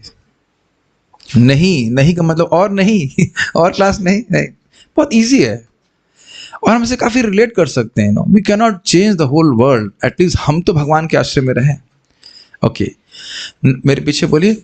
नद्यः समुद्रा गिरयः, नद्या समुद्रः गिरयः, स वनस्पति विरुधः, स वनस्पति विरुधः, फलन्त्या औषधयः सर्वाः, फलन्त्यः औषधयः सर्वाः, कामम् अनुवृतुः तस्य वै, कामामनवृतुः तस्य वै। प्रत्येक ऋतु में नदियां, समुद्र, पर्वत, जंगल, लताएं तथा कारगर औषधियां प्रचुर मात्रा में राजा को अपना अपना कर चुकता करती थी। अब आप सोचिए कितनी सुंदर बात है, यानी कि यह भी सब अधिष्ठाता देवी और देवता हैं। ये कुछ टिक रहा है बात। नदी, गंगा जी कौन है? व्यक्ति हैं। यमुना जी देवी हैं, और ये आगे जो और कौन से हैं, गोदावरी, सरस्वती, ये सब देवी हैं। अब देख रहे हैं कितना सूक्ष्म शिक्षा है। हर वस्तु जो दिख रहा है इसका एक आदि भौतिक स्वरूप दिख रहा है आपको। नदी जो है जल के रूप में आदि भौतिक स्वरूप, लेकिन का आदि दैविक स्वरूप क्या है? देवता के रूप में। समझ में आ रहा है आप लोगों को? ये मैं एक बार गंगा जी में स्नान कर रहा था, हमारा एक भक्त बोला कि मानो तो जल और मानो तो गंगा। मैंने कान बस बंद करने का मन कर रहा था। गंगा जी में स्नान करके स्नान करते हो ये बोल रहे हो? गंगा जी में स्नान करते हुए बोल रहे हो कि तुम्हारे मानने पर गंगा जी निर्भर कर रही हैं? अग्नि में हाथ डाल दो, कहूं मानो तो अग्नि, मानो तो पानी, बोलेंगे ऐसा? यही शिक्षा के अभाव में श्रद्धा अजीब तरह की हो जाती है। हमारे मानने पर निर्भर करेगा ये। तो खैर, नदियां और समुद्र भी एक व्यक्ति हैं। समुद्र एक व्यक्ति है, कहां से बताइए? कुछ याद आ रहा है? भगवान श्री राम जब कहे कि समुद्र रास्ता दे दो, तो समुद्र के देवता सामने आके, ना भाई, आप कुछ बांधेंगे, कुछ आनंद आएगा तो आप पुल बांध दीजिए। पर्वत, हिमालय की बेटी है कौन बताओ? दुर्गा जी। तो हिमालय भी व्यक्ति है, विंध्याचल भी व्यक्ति है, उनकी बेटी है राधा रानी है, विंध्याचल में तो पैदा। जंगल के देवता भी होते हैं, और लताएं और कारगर औषधि, ये सब के अधिष्ठाता देवता है। तो वह बड़े प्रसन्न होकर के सही ऋतु में जो जो उसके लिए आवश्यक वस्तुएं थी वही युधिष्ठिर महाराज को दे रहे थे। एकदम समझ में आ रहा है? Personal understanding of the whole universe. ठीक है। नद्यः मतलब नदी, समुद्र मतलब समुद्र, और गिरयः मतलब पर्वत, स वनस्पति विरुद्ध मतलब वनस्पति और लताएं। हम लोग वनस्पति तेल के अलावा कुछ जानते नहीं है। और तो कुछ जानते नहीं। लेकिन किस प्रकार से आप समझ सकते हैं, जैसे त्रिफला, आंवला, हरड़, बहेला, आंवला, तो एक प्रकार की औषधि इत्यादि हैं, वो सब प्रचुर मात्रा में थी। अब इसीलिए आयुर्वेद काम नहीं करता है ठीक से, क्योंकि औषधि और सब ठीक से मिलती नहीं है। फलंती मतलब अपने अपने फल देती थी। फलंती शब्द क्या है? बहुवचन में, सभी दे रहे थे इस प्रकार से। औषधयः सर्वा, सारे औषधि इस प्रकार से फलीभूत होती थी। कामम अन्व ऋतु तस्य वै, ऋतु के अनुकूल। कामम मतलब अपने कर, या जो भी युधिष्ठिर महाराज की जो इच्छा थी कि इस ऋतु में ये औषधि मिल जाए, ये वनस्पति मिल जाए, उसके अनुसार दिया करते थे। काफी इंटरेस्टिंग है कि हम लोग कोल्ड स्टोरेज सब्जी खाते हैं। काफी इंटरेस्टिंग है कि नहीं? वैसे एक पॉइंट यहाँ पे आ रहा है तो मैं बोल रहा हूँ, जो हम लोग गर्मी में की गोभी खाते हैं वो जहर है। इतना जहर डाला जाता है, नहीं तो गोभी कभी गर्मी में उत्पन्न ही नहीं हो सकती। ये तो आप जानते हो। और मुझे खुद बता रहे थे भक्त, आलू में इतना केमिकल डालते हैं कि जो व्यक्ति डाल रहा होता है वो 2 दिन तक बेहोश पड़ा रहता है। कोई पता है? खुद वो किसान मुझे बोले कि हम लोग जब डालते हैं तो हम बेहोश हो जाते हैं प्राय इतना। तो इस प्रकार का जहर पड़ रहा है। देख रहे हैं कहाँ पे भगवान के आश्रय में न रहने से कितनी कठिनाई है। क्या बाली में आलू नहीं उगता है? खूब आलू उगता है, और एक में भी केमिकल नहीं है। हम तो 2 ही देश आसपास है ना, इंडोनेशिया और इंडिया, कोई दूर तो नहीं है। देख लीजिए किस प्रकार से भगवान के अलग चलने से कितना नुकसान हो रहा है। तो हर ऋतु के अनुसार सुंदर सुंदर वस्तुएं प्राप्त हो रही थी। इसका अन्वय पढ़ने की मैं समझता हूँ जरूरत है, पढ़ दूं? नहीं पढ़ने तो अगली समझ में आ रहा है। ठीक है। तात्पर्य, चूंकि महाराज युधिष्ठिर अजित के संरक्षण में थे, अजित आश्रय, जैसा कि पहले उल्लेख हो चुका है, अथवा अतएव भगवान की संपत्ति अर्थात नदियां, समुद्र, पर्वत, जंगल आदि प्रसन्न थे, और वे राजा को अपना अपना कर चुकाते रहते थे। और आप देख रहे हैं कि कर चुकाने में प्रसन्नता थी, खुशी से वह जो है अपनी वस्तुएं दे रहे थे। सफलता का रहस्य है भगवान के संरक्षण में शरण लेना। इसका अर्थ क्या है? जैसा भगवान कह रहे हैं वैसे करना। ये बहुत, आप इसको हल्का मत लीजिए प्लीज। अगर आप भगवान के अनुसार चल रहे हो, भगवान को भोग लगाते हैं, भगवान को प्रणाम करते हैं, भगवान का नाम जप करते हैं, सेवा करते हैं, वैष्णवों की सेवा करते हैं, मतलब जो ऐसा भगवान जिससे खुश होते हैं, तो भगवान का असीमित आशीर्वाद उस व्यक्ति के ऊपर होता है। चाहे भौतिक इच्छा हो, चाहे आध्यात्मिक इच्छा हो, जो कुछ भी हो, वह आगे उन्नति करता रहता है। छोटा सा एग्जाम्पल मैं सबसे समझ जाओगे, समुद्र मंथन में देवताओं ने वह किया जो भगवान विष्णु ने कहा, तो हर स्टेप पे जितनी भी कठिनाई आई, भगवान विष्णु ने सहायता करी। तो ये समझ लीजिए, मैं उससे खाली होलिनम से लिंक कर रहा हूं। इहा हईते सर्व सिद्धि हई बे तुम्हार। कौन बोला ये? महाप्रभु ने बोला इस हरे कृष्ण मंत्र के द्वारा तुमको सारी सिद्धि प्राप्त होगी। तो जो व्यक्ति हरे कृष्ण कर रहा है उसे सीधे महाप्रभु का आशीर्वाद प्राप्त हो रहा है। महाप्रभु के स्वयं के शब्द हैं, कृतार्थ होइला आमी सुनाइला हरि नाम। मैं कृतार्थ हो गया हूं कि तुमने मुझे हरि नाम सुनाया। तो जीवन में देखिए मेन बात हमने पकड़नी है, सारी चीजें तो महत्वपूर्ण है ही, कि हमको हरि नाम का आश्रय लेना है और अन्य लोगों की मदद करनी है हरे कृष्ण मंत्र को स्वीकार करने के लिए। बाकी सारी चीजों का प्रयोजन यही है कि व्यक्ति हरे कृष्ण मंत्र करे, श्रीमद कथा कृष्ण कथा श्रवण करे और इसमें दूसरों की सहायता करे। मैं फिर से रिपीट कर रहा हूं, जैसे आप लोग भले प्रवचन नहीं दे रहे हैं, आप सामने बैठे हो तो मैं उत्साह से बोल रहा हूं। आपको लगता है कि मैं 1 घंटा ऐसे अकेले बोल सकूंगा खाली रूम में? 5-10 मिनट निकालना भी इस प्रकार से मुश्किल होता है, और वो आता नहीं है, वो भाव नहीं आता। मैं था ना यहाँ पे रिकॉर्डिंग करने के लिए, कितना उसमें संकल्प लेना पड़ता है। समझ में आ रहा है ना कैमरा? हम बोले नहीं उसको कैमरे वाले को क्या समझ में आ रहा है? और जब हम कैमरे से बोलना शुरू करते तो जो कैमरा मैन है वो अपना व्हाट्सएप चेक कर रहा है, उसे मतलब ही नहीं है। अब बोल देते लेकिन उसमें आनंद नहीं आता है। तो श्रोताओं का बहुत बहुत सभी का धन्यवाद कर रहे हैं कि आप इस प्रकार से प्रभुपाद जी की इच्छा को पूर्ण कर रहे हैं। याद है प्रभुपाद क्या कह रहे थे कि ये हमारी बहुत तीव्र इच्छा, याद आ रहा है इंट्रोडक्शन में, कि भागवत के सिद्धांत को पूरे विश्व में हम फैला सके। और मैं भक्त से चर्चा कर रहा था, एक भक्त बोले कितनी खुशी की बात है कि 9 महीने या 10 महीने में 9 अध्याय पूर्ण कर ले। हमने कहा हाँ, बहुतों के घर में 9 साल भागवत रहेगी तो पूर्ण नहीं कर पाएंगे। गलत तो नहीं कह रहे, एज इट इज यथावत रखी रहेगी। तो 9 महीने में भी अगर हमने 9 अध्याय पूर्ण कर ले, ये भी बहुत बड़ी उपलब्धि है। और कितनी गंभीरता से कर ली, और इसे करने अन्य लोगों को भी लाभ हो जाएगा। वह अगर सुनना चाहें तो सुन सकते हैं। तो खाना बनाते बनाते पढ़ नहीं सकते हैं, लेकिन भागवत सुन तो सकते हैं कि नहीं? उनकी अनुमति के बिना कुछ संभव नहीं। तो भगवान की हाँ, और दूसरा अनुमति है तो कुछ भी संभव है। जैसे यहाँ पे आप देख रहे हैं, औजारों तथा यंत्रों के बल पर अपने आप से आर्थिक विकास करने के लिए प्रयास करना ही तो सब कुछ नहीं है। उसके लिए परमेश्वर की अनुमति आवश्यक है, अन्यथा सारी यांत्रिक व्यवस्था होने पर भी सब कुछ विफल रहेगा। सिंपल सी बात आप देख लीजिए, हम लोग कह रहे हैं हम सबमर्सिबल से पानी निकालेंगे। बेटा कब तक निकालोगे? बारिश ना हो, पानी ऊपर से नहीं आए तो नीचे से कहां से आ जाएगा? प्रैक्टिकल। सफलता का अंतिम कारण दैव या परमेश्वर है, ये जानते हैं आप लोग। कोई भी कार्य करने में 5 कारण है। कौन कौन से? आत्मा, जीवात्मा, शरीर, इंद्रियां, चेष्टा 4, और मुख्य रूप है दैव पंचमम। भगवान की जब तक आज्ञा नहीं होगी कोई कार्य सफल नहीं होगा। महाराज युधिष्ठिर जैसे राजा यह अच्छी तरह जानते थे कि राजा जनता के कल्याण कार्यों की देखभाल करने वाला परमेश्वर का दूत होता है। ये राजा जानते थे कि ये मेरा दायित्व है कि मैं कृष्ण के अनुसार राज्य करूं। वस्तुतः राज्य परमेश्वर की संपत्ति है। निज राज्य स्थापित्वा, याद आ रहा है, अपने राज्य में कृष्ण अपने राज्य को, अपनी संपत्ति में युधिष्ठिर को, महाराज को निवेशित करके प्रसन्न हुए। कौन से अध्याय में पढ़े थे? ठीक है, 10वां तक वैसे पढ़ लेते हैं। नदियां, समुद्र, जंगल, पर्वत, औषधियां इत्यादि मनुष्य की सृष्टियां नहीं है, इंडस्ट्री में नहीं बन रही हैं।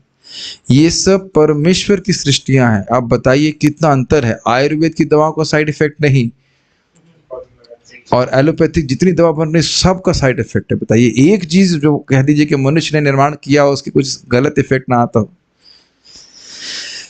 और जीव को भगवान की संपत्ति का उपयोग करने की अनुमति भगवान की सेवा करने के लिए दी जाती है। स्पष्ट समझ में आया? जो भी वस्तुएं हैं उनका उपयोग कृष्ण की सेवा के लिए होना चाहिए।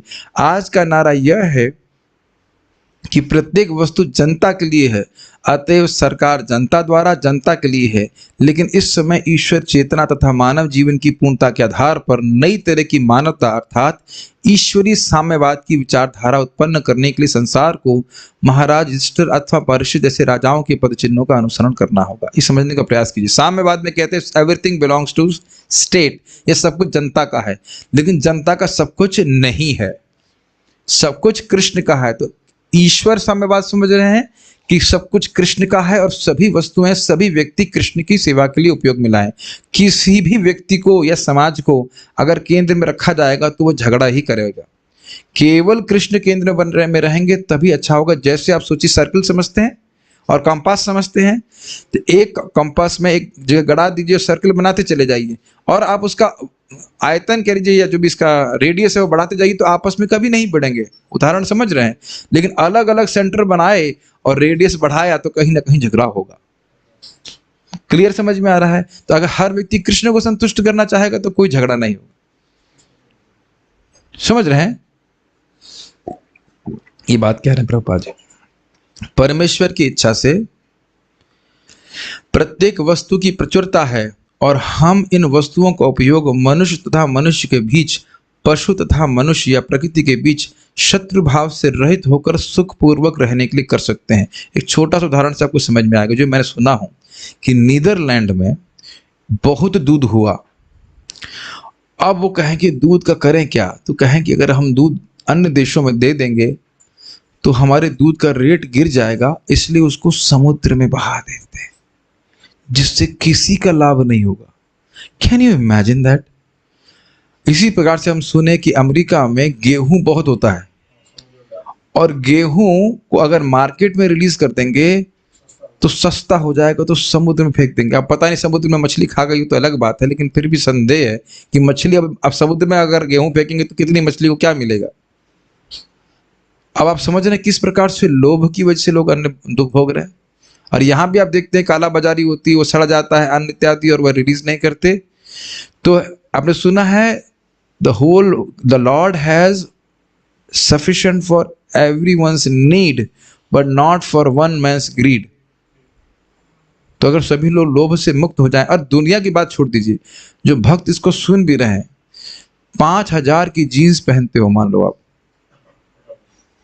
फटा वाला या नहीं मुझे नहीं पता रहा,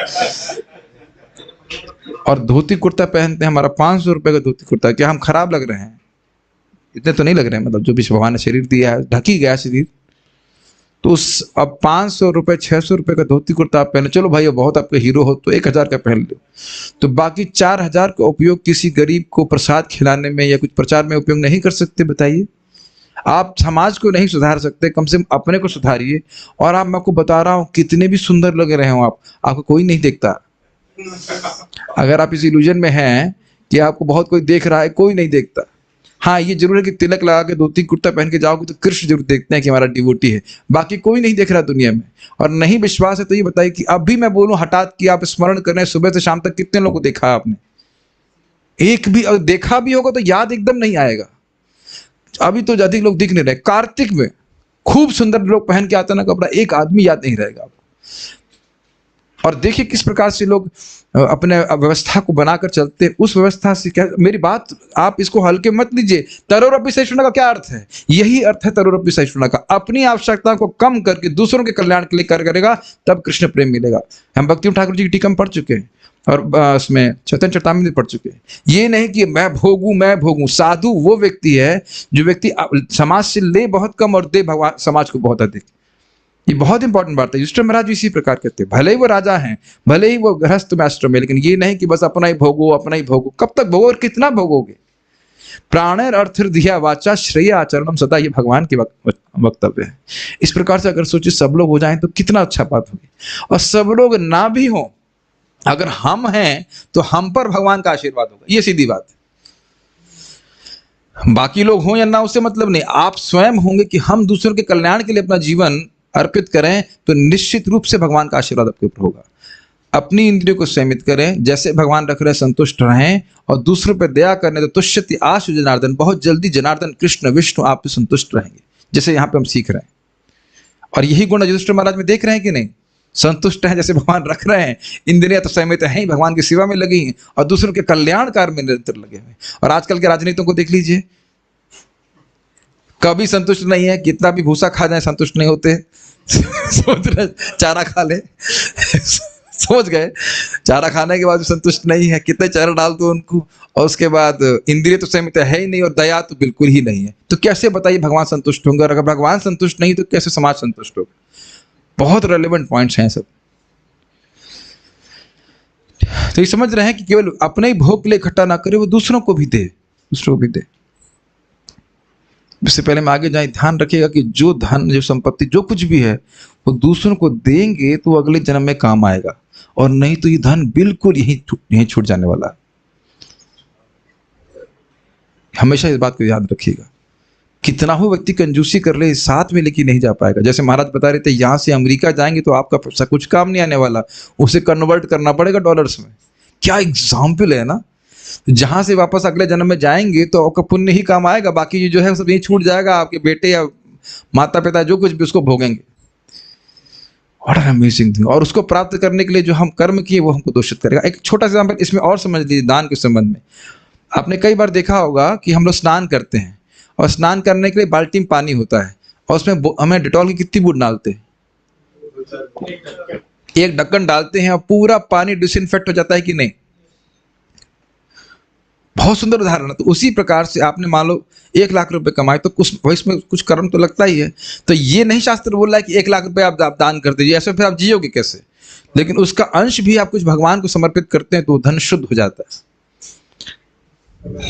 और बहुत प्रसन्नता होती है। रियली आप वैष्णवों के लिए प्रसाद के लिए कुछ दें या गायों की प्रसाद के लिए कुछ दें, आप देखेंगे बहुत प्रसन्नता होती है।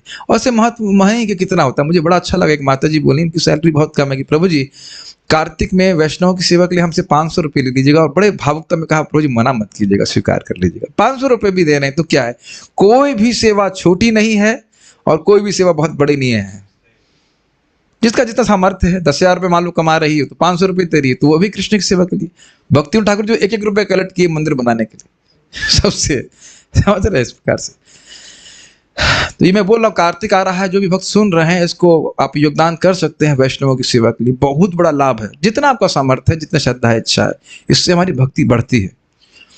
भगवान का नियंत्रण सर्वत्र है और यदि भगवान प्रसन्न हो जाएं तो प्रकृति का कोना कोना पुलकित हो जाए। तब नदियां उमड़कर भूमि को उर्वर बनाएंगी, समुद्र प्रचुर मात्रा में खनिज, मोती तथा रत्न प्रदान करेंगे, जंगल पर्याप्त ईंधन, औषधियां तथा वनस्पतियों की पूर्ति करेंगे और ऋतु परिवर्तन से विपुल मात्रा में फल फूल मिल सकेंगे। स्पष्ट है। फैक्ट्रियां तथा औजारों पर आश्रित रहकर जीने की कृत्रिम शैली से कुछ ही व्यक्तियों को तथाकथित सुख प्राप्त हो सकेगा और वह भी लाखों लोगों का सुख छीनकर। क्या सुंदर बात है। ये तो मैंने एकदम आंखों से देखा। कहलगांव का प्लांट, जिस जगह जिनके खेत छीन करके वो प्लांट बनाया गया, उन्हीं को बिजली नहीं देते, उन्हीं को नौकरी भी नहीं प्राप्त होती। एकदम आंखों से देखा है, आंखों से देखा है। प्लांट के बाहर में सब्जी खरीदने जाता है और वहां अंधेरा रहता है और बाहर हम जगमग चल रहे हैं। वहां एकदम बिहार की भूमि कितनी उर्वर है। अब देखे होंगे उधर भागलपुर कहलगांव के एरिया। और मैंने वहां के जो हमारे ऑफिसर से उनसे पूछ रहे थे कि ये केवल एक मंत्री की इच्छा से बना है, इसका कोई, ये बिल्कुल गलत जगह बना है, हमें बहुत संघर्ष करना पड़ रहा है इस प्लांट को चलाने के लिए। आप लोग ने कभी पावर प्लांट में घुसे नहीं। 3600 मेगावाट का प्लांट कितना बड़ा है, कल्पना नहीं कर सकते। किलोमीटर्स में फैला रहता है, किलोमीटर्स में। आप कुछ लोग देखे होंगे, लेकिन हम तो आंखों से देखे हैं। तब बड़ा दुख लगता था कि देखो उससे कितना अन्न उत्पादन होता, उसको लोग खुशी खुशी जीते हैं कि नहीं। तो ये हो रहा है, कुछ लोगों को बस थोड़ा सुख मिल रहा है और बाकी सब लोग दुख में पड़े हुए हैं। क्योंकि जन समूह की शक्ति फैक्ट्री उत्पादन में लग गई है, अतएव प्राकृतिक पदार्थों में गतिरोध आ रहा है और जन समूह दुखी है। ठीक से शिक्षा पाए बिना अधिकांश लोग प्राकृतिक भंडारों का दोहन करके स्वार्थी हेतु के पीछे चल रहे हैं। अतः व्यक्ति तथा राष्ट्र के बीच कड़ी स्पर्धा चल रही है। इसकी व्याख्या मैंने आपको अमेरिका और इराक की भी में बात कर दी थी। तेल के लिए लड़ाई झगड़ा कर रहे हैं। भगवान के प्रशिक्षित दूत द्वारा नियंत्रण नहीं हो रहा है। राजा मतलब भगवान का भक्त नहीं है। हमें यहीं पर तुलना करके आधुनिक सभ्यता के दोषों पर विचार करना चाहिए और मनुष्य को शुद्ध करने तथा काल दोष को मिटाने के लिए महाराज रजिस्टर के चिन्ह पर चलना चाहिए। और इसको देखिए, हम लोग पूरे समाज को तो नहीं चेंज कर सकते, लेकिन व्यक्तिगत रूप से भक्ति करके कलयुग के प्रभाव से मुक्त हो सकते। आखिरी श्लोक कर लेते हैं कि इसका थीम चेंज हो जाएगी, पर वो संगत नहीं बैठेगा। नाधयो व्याधयः क्लेशा, नादयो व्याधया क्लेशा, देवभूतात्म हेतवः, देवभूतात्महेतवः, अजातशत्राव भवन्, अजातशत्राव भवन्, जन्तूनां राज्ञी कर्हिचे, जन्तूनां राज्ञी कर्हिचे। चूंकि राजा का कोई शत्रु न था, मतलब उन्हें किसी से कोई द्वेष नहीं था, अतएव सारे जीव किसी भी समय मानसिक क्लेशों, रोगों या अत्यधिक ताप या शीत से विचलित नहीं थे। कुछ देखा आपने? क्या देखा इस श्लोक में? नहीं, कारण दिख रहे हैं। राजा क्योंकि अजात शत्रु था, लीडर भगवान का भक्त था, इसलिए इसका ऐसा प्रभाव हुआ कि जो प्रजा थी उसको तीन ताप नहीं सता रहे थे। कभी दिन हुआ ऐसा जहां तीनों ताप ना सताए हो हमको? क्या शक्ति देख रहे दुष्ट महाराज की, हम लोग तो कल्पना भी नहीं कर सकते। जरा देखिए यहाँ पे क्या लिखा हुआ है। न आधय, आधि मतलब कोई मानसिक कष्ट नहीं था, न व्याधय, न कोई शारीरिक कष्ट था, क्लेश अर्थात शीत और ताप का परेशानी नहीं थी। इसकी कल्पना हम आप लोग नहीं कर सकते। हम देखे हैं बाली में एक ही जैसा मौसम रहता है। ऑब्वियसली मैं बहुत यहाँ पे कोई बाली का ट्रैवल एडवर्टाइजर नहीं हूँ, लेकिन मैं आश्चर्यचकित हो गया। पता है वहां पे पंखे नहीं होते, जहां पंखा लगाते हैं वहां बल्ब लगाते हैं वो लोग। मैंने कहा यहाँ पंखा क्यों नहीं है? कहते हैं गर्मी कभी पड़ती ही नहीं है। शायद बेंगलोर बता रहे, समशीतोष्ण कहा जाए, कभी गर्मी नहीं कभी सर्दी नहीं, एक जैसा मौसम। खुश आप कल्पना कर सकते हैं, पंखा कहीं कहीं पंखा है लेकिन बहुत जगह तो पंखा ही नहीं, पंखे की जगह वो बल्ब सेंटर में बल्ब लगा लेते हैं। और मेरी आदत है थी पंखे की, तो मैंने कहा पंखा तो चाहिए, पंखा तो चाहिए। वो लोग बिना पंखे के जी रहे, पसीना ही नहीं आता। जैसे हम लोग एसी में बैठते हैं तो पसीना, वहां पसीना ही नहीं आता था। ऑब्वियसली गुणगान सुन रहे हैं तो सोच रहे होंगे वहां चले जाए, नहीं नहीं ऐसा नहीं है। लेकिन मतलब यहाँ पे भी ऐसा देखा जा रहा है, इस प्रकार से होता है। दैव भूतात्म हेतवः। अब देखिए, दैव मतलब आदि दैविक, भूत मतलब आदि भौतिक, और आत्म मतलब आध्यात्मिक। इनसे जो ताप होते हैं वह भी नहीं सता रहे थे। आदिदैविक अर्थात देवताओं के द्वारा कष्ट, देवता तो अनुकूल हैं, पहले सुन लिया। आदिभूत मतलब मच्छर मकौड़े और आसपास के जीवों के द्वारा कष्ट, तो वह भी नहीं हो रहा था, और शरीर भी कष्ट नहीं दे रहा था। Can we imagine that? We can not imagine. हम कल्पना भी नहीं कर सकते। और क्या लिखा है? किसी को भी नहीं, जंतु नाम, केवल मतलब इंसानों को नहीं, किसी प्राणी को ऐसा नहीं हो रहा था। अब आप समझ में आ रहा है कि भगवान ने महाभारत का युद्ध करा के कितना बड़ा कल्याण किया। कुछ समझ में आ रहा है? अर्जुन बोल रहे थे ना कि स्त्रियों का दूषण हो जाएगा, ये हो जाएगा, एक भी स्त्री का दूषण नहीं हुआ, एक भी व्यक्ति दुखी नहीं हुआ। देख लीजिए सामने प्रैक्टिकल। तो कोई कहे कि कृष्ण ने पॉलिटिक्स करके ये करके वो करके युद्ध कराया, तो आप जानते हैं जो युद्ध में मरे तो भगवान के पास गए, और जो युद्ध के बाद बच गए उन्हें भी कोई कष्ट नहीं हुआ। आप कल्पना भी नहीं कर सकते कि शुद्ध भक्त अगर इस प्रकार से राजा बने तो कितना लाभ हो जाएगा। सोचिए अगर पूरा भारत में लोग हरे कृष्ण मंत्र जपे तो क्या स्थिति हो जाएगी। अमेजिंग है ना।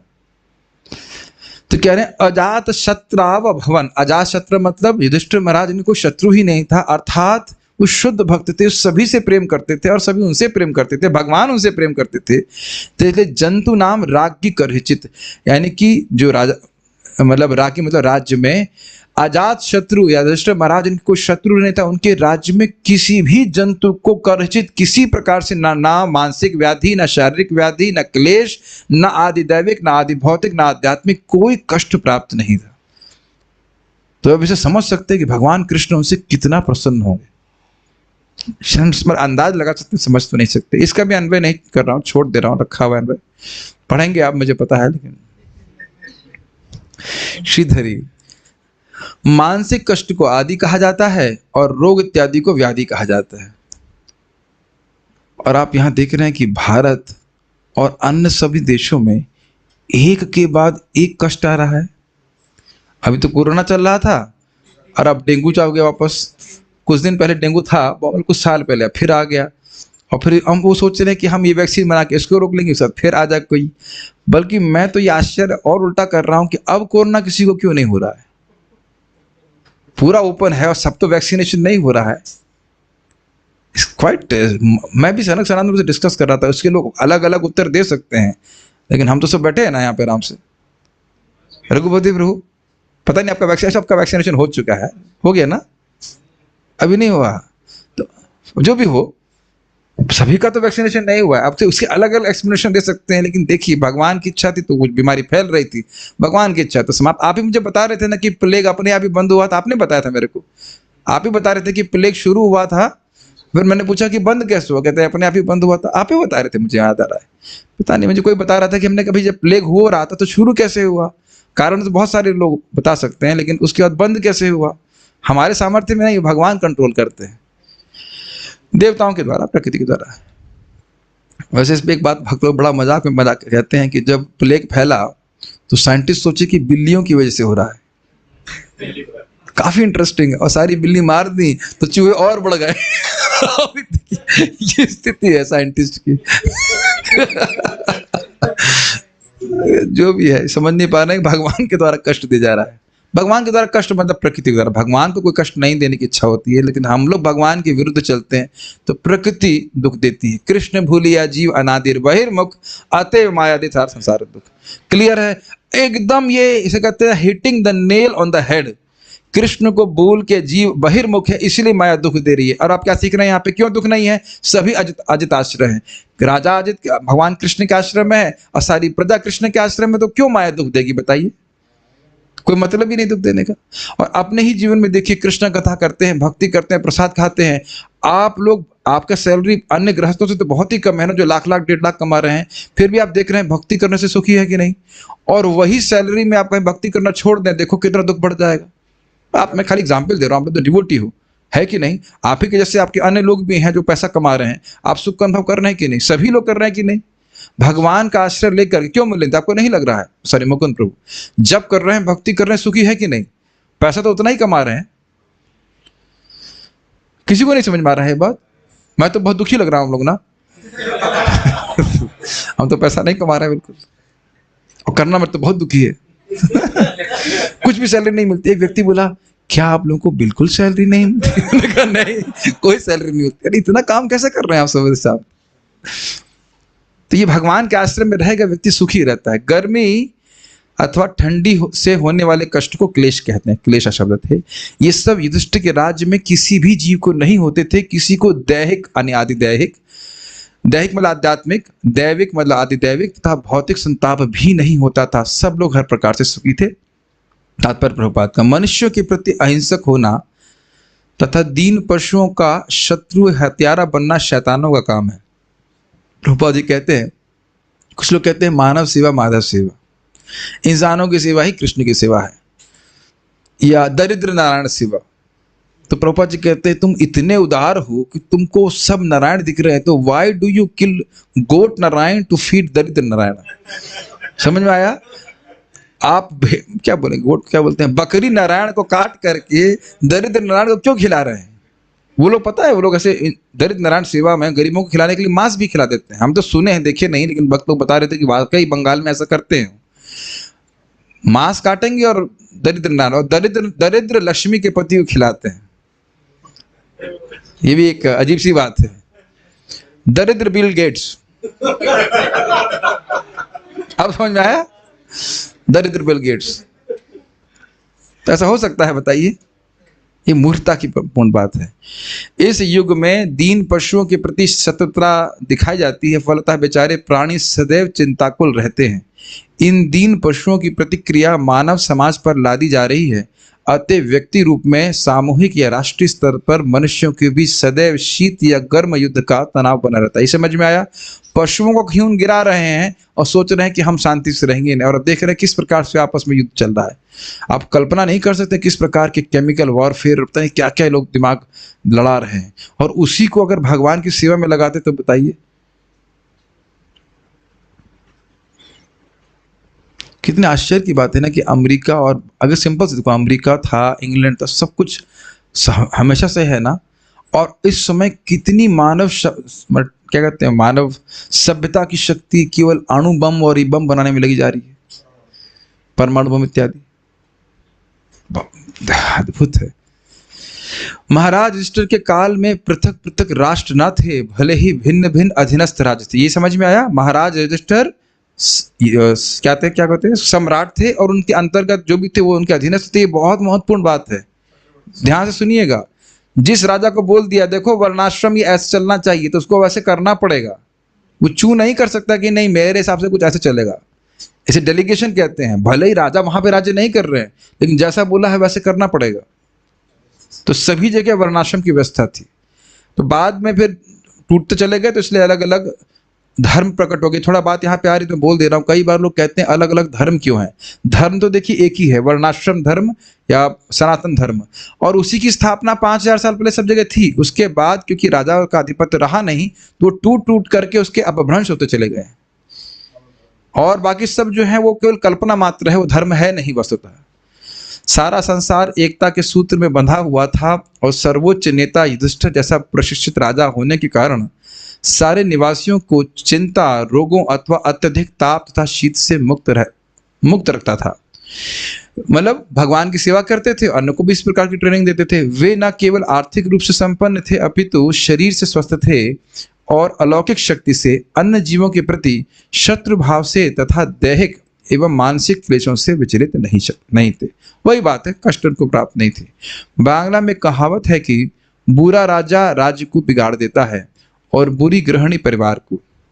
यही सत्य यहाँ भी लागू होता है। क्योंकि राजा पवित्र था और भगवान तथा मुनियों का आज्ञाकारी था, क्योंकि उसका कोई शत्रु न था, मतलब किसी से द्वेष नहीं करते थे, सभी के प्रति प्रेम करते थे, और वह भगवान का मान्य प्रतिनिधि था। उनके शास्त्रों के अनुसार भगवान की इच्छा के अनुसार राज्य कर रहे थे तथा उनके ही द्वारा संरक्षित था, कृष्ण के द्वारा। अतएव राजा के संरक्षण में सारी प्रजा एक प्रकार से भगवान तथा उनके वैध दूतों के प्रत्यक्ष संरक्षण में थी। स्पष्ट समझ में आ गया? कठिन नहीं है जी। जब तक कोई स्वयं पवित्र ना हो और भगवान द्वारा मान्य ना हो, तो वह अपने अधीनस्थ लोगों को सुखी नहीं बना सकता। इसीलिए भागवत का श्रवण बहुत महत्वपूर्ण है। देखिए, आप अगर श्रवण नहीं करते आज, तो दिमाग में कुछ क्लियरिंग नहीं होती कि नहीं। जब हम स्वयं ही नहीं जानते कि हमारे लिए अच्छा क्या है, तो दूसरों के लिए अच्छा क्या बता पाएंगे। आज एक माता जी वो बोल रही थी कि हम दूसरों के लिए, can I do good for the world without being a devotee of Krishna. तो मैंने कहा, वो सभी डॉक्टर थी, हमने कहा आप डॉक्टर बन जाओ और मैं साधु बन के हम बैठे हुए हैं, और आप एक बन जाओ पेशेंट। तो पेशेंट आया है, तो भले ही मैं कहूं मैं उसका अच्छा करना चाहता हूं, लेकिन अच्छा कौन कर सकता है? डॉक्टर कर सकता है। उसे पता है कि अच्छा क्या है। First you should know what is good and then you can do good. फिर आप जानते हैं कि जब तक कृष्ण का आश्रय जीव को प्राप्त नहीं है, उसके दुख जा नहीं सकते, चाहे हम माथा फोड़ लें, नहीं जा सकते। तो यही बात यहाँ पे बोल रहे हैं कि युधिष्ठिर महाराज बात को जानते थे, खुद भगवान का आश्रय लिए थे, और इस कारण से अपने जो अधीनस्थ लोग थे उनको भी बोले कि भगवान का आश्रय लो। ठीक है, बहुत अच्छी बात है, बहुत सुंदर बात है। फिर वही श्लोक याद आ रहा है गीता का, भोक्तानाम यज्ञ तपसाम सर्वलोक महेश्वरम सुहृदम सर्वभूतानाम ज्ञात्वा माम शांतिम दिच्छेते। तो स्वयं जो जान रहा है इस बात को, तो वही तो दूसरों को और अपने जीवन में इसको अप्लाई करके देख रहा है कि हम सुखी हो रहे हैं कृष्ण की सेवा करके, तो तभी तो वो बच्चों को या अपने शिष्यों को बताएगा। वो नहीं मैं समझा रहा है। जैसे सिंपल सा एग्जाम्पल लीजिए, मेरे को गला, आपको याद है ना, कुछ समय पहले गला मेरा खराब था, तो एक भक्त ने आकर के दवा बताई, तो मैंने लिया, मुझे से लाभ हुआ। अब एक भक्त ने फिर पूछा, प्रभु जी मेरे गले में कठिनाई है, तो क्या करूं? तो उस दवा को मैं खाया हूं ना, अनुभूत किया है कि हाँ भाई इससे मैं ठीक हुआ, तब तो मैं दूसरों को बताया आप भी इसी प्रकार से ग्रहण कीजिए। अब मैं खुद ही नहीं जान रहा हूं तो दूसरों को क्या बताऊंगा? मैं कहूंगा मट्ठा पी लीजिए। तो समझ रहे हैं ना, उल्टा चलिए एकदम, तो गला ठीक क्या होगा? खराब हो जाएगा। ये स्थिति है। एक छोटी सी एग्जाम्पल सोचिए, आप में से कितने लोग ऐसे हैं जिन्होंने दिवाली बिना भक्त हुए मनाई है? दीपावली को बिना कृष्ण भावना में आए हुए मनाया है। सभी लोग हाथ खड़ा करने की जरूरत नहीं। आपको याद है कि ये फोड़ने से पहले, क्या पटाखे फोड़ने से पहले हम कितने उत्साहित रहते थे, और पटाखे फोड़ने के बाद कितने बोर हो जाते थे। और आप देखो कि हम लोग अभी दीपावली के दिन क्या करते हैं, दामोदर लीला सुनते हैं, कृष्ण कथा सुनते हैं, कितना उल्लास रहता है। आप लोग पता नहीं अब देखते हो कि नहीं देखते, तो हर दीपावली में इसी प्रकार से आते थे। होली में कैसे हम लोग पोते थे भूत की तरह, और उसके बाद कितना बोरिंग लगता था। और हम लोग होली में, अब देखो मुझे याद है लास्ट होली मैंने मनाई थी 2002 में, जहां तक याद आ रहा है बस।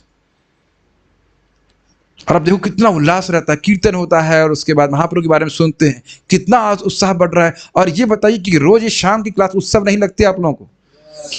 ये ठाकुर जी का उत्सव है, तत्क्षणात। दुनिया में कितने लोग इस प्रकार से सुखे? इसी टाइम कुछ लोग टीवी देख रहे होंगे ना, कुछ हॉरर मूवी देख रहे होंगे ना, क्या क्या कर रहे होंगे, और लिटरली बोर हो रहे होंगे। है ना उत्सव। हम लोग रोज, कितने लोग गाते हैं कीर्तन में, बताइए। इस प्रकार से हम लोग रोज गा रहे हैं, नाच रहे हैं, तो चिल्ला चिल्ला चिल्ला रहे तो दर्द में नहीं चिल्ला रहे हैं ना, खुशी में खुशी में गा रहे हैं ना, तो वाकई प्रसन्न है कि नहीं, बताइए। तो आप जब सोचिए मैं ही नहीं पढ़ूं, मैं ही सुखी नहीं हूं, दूसरों को क्या बताएंगे, ये बात बोल रहे हैं। इसीलिए स्वयं भक्ति करनी चाहिए तो आप दूसरों को बता पाएंगे। मनुष्य तथा ईश्वर के बीच और मनुष्य तथा प्रकृति के बीच पूरा पूरा सहयोग रहता है, और मनुष्य तथा ईश्वर के बीच एवं मनुष्य तथा प्रकृति के बीच ऐसे सचेतन सहयोग से ही संसार में सुख, शांति तथा समृद्धि लाई जा सकती है, जैसा कि राजा युधिष्ठिर में प्रदर्शित होता है। जैसा कि राजा युधिष्ठिर में प्रदर्शित होता है, इसको समझिए, बहुत इंपॉर्टेंट बात है। एक त्रिकोण बना लीजिए, कृष्ण, माया यानी भौतिक प्रकृति और जीव। समझ पा रहे हैं त्रिकोण? तो देखो भाई, इसका संबंध ठीक समझना चाहिए। मैं भगवान का दास हूं, कृष्ण का दास हूं, प्रकृति कृष्ण की अधीनस्थ दासी है। मैं प्रकृति का भोक्ता नहीं हूं। जब तक मैं इस भौतिक प्रकृति में हूं, ट्रायंगल समझ पा रहे हैं, तो मैं प्रकृति से प्राप्त वस्तुओं का उपयोग भगवान की सेवा में करूंगा। तो जब ऐसा करेंगे तो प्रकृति और वस्तु देगी आपको। समझ में आ गया? एकदम क्लियर। और जैसे सोचना चालू किया कि मैं भगवान हूं, या बन तो जाऊंगा कम से कम, तो मैं भोक्ता हूं, तो प्रकृति पीटेगी फिर।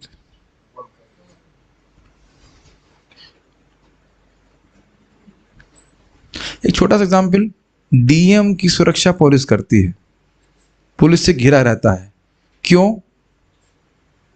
क्योंकि डीएम प्राइम मिनिस्टर का विश्वसनीय सेवक है। क्लियर? और चोर भी पुलिस से घिरा रहता है उग्रवादी इत्यादि। लेकिन यह सरकार का विद्रोह कर रहा है, तो उसका घिरा रहना अलग प्रकार का होता है। हाँ, पिटाई करेगी, कुछ ऐसा करेगी। हम तो आंखों से देखे, बाल पकड़ के जोर से मारती है। तो क्यों मार रही है? कोई दुश्मनी तो नहीं है, बस ये समझ लीजिए। अपने जीवन में ही देखिएगा, भगवान की भक्ति करने से जीवन में कितना शांति समृद्धि आ जाती। एक दूसरे के शोषण की प्रवृत्ति, जिसका आजकल बोलबाला है, केवल क्लेश ला सकती है। वाह, यहाँ की लाइन प्रभुपाद की सुंदर है, लेकिन इसको हम यहाँ पे रखेंगे। मैं कुछ बोलने वाला था लेकिन भूल गया। ओह, प्रश्न मैंने तैयार नहीं किए और भूल गया मैं प्रश्न। तो आज प्रश्न छोड़ दे, समझ में तो आ ही रहा है, पता नहीं क्या है। अब हम पारायण कर लेते हैं, काफी समय होगा, नहीं तो पारायण छूट जाएगा। So we shall stop here.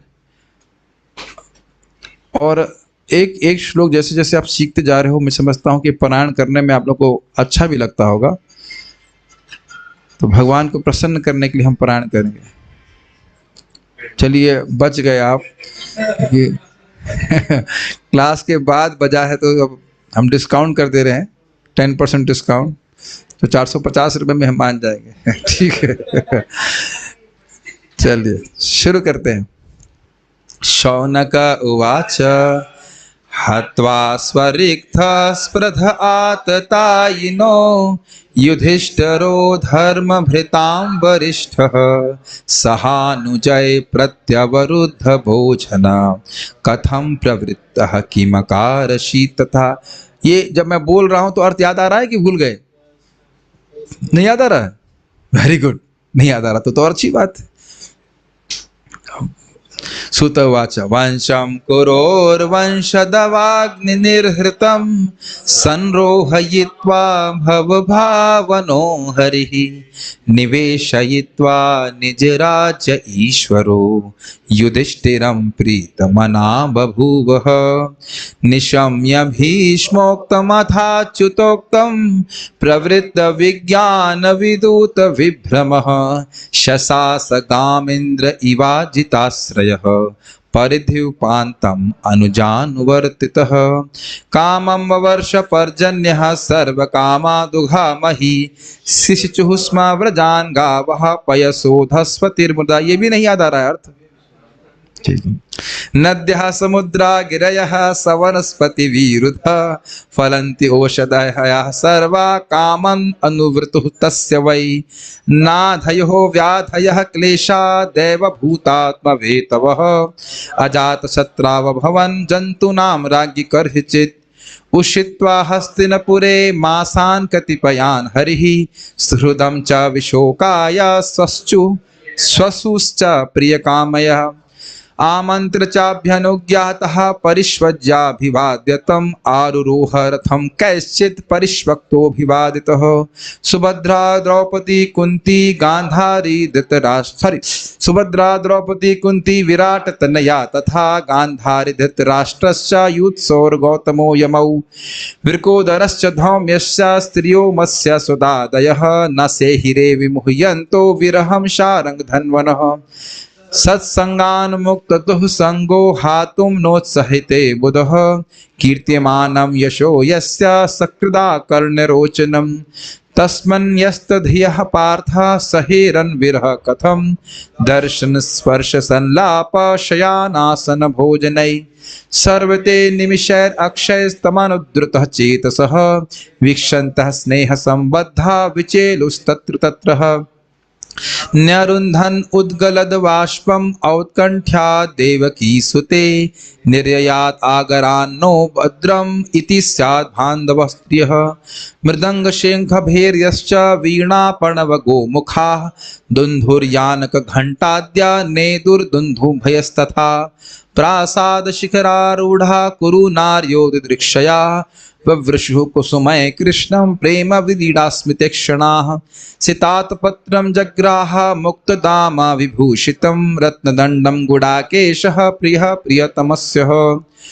उद्धवः सात्विकिश्चैव व्यजने परमाद्भुते विकीर्यमाणः कुसुमैरेजे मधुपतिः पथि अश्रुयान्तः शिशः सत्यास्तत्र तत्र द्विजैरिताः नानारूपानुरूपाश्च निर्गुणस्य गुणात्मनः अन्योन्यम् आसीत् सञ्जल्प उत्तमश्लोकचेतसां कौरवेन्द्रः पुरः स्त्रीणां सर्वश्रुतिमनोहरः स वै किलायं पुरुषः पुरातनो य एक आसीद विशेष आत्मनि अग्रे गुणेभ्यो जगदात्मनीश्वरे निमीलितात्मा निशि सुप्त शक्तिषु स एव भूयो निज वीर्य चोदितां स्वजीव मायां प्रकृतिं सिशिर्क्षतीम् अनाम रूपात्मनि रूप नामनि विदित समानोऽनुससार शास्त्रकृत् स वा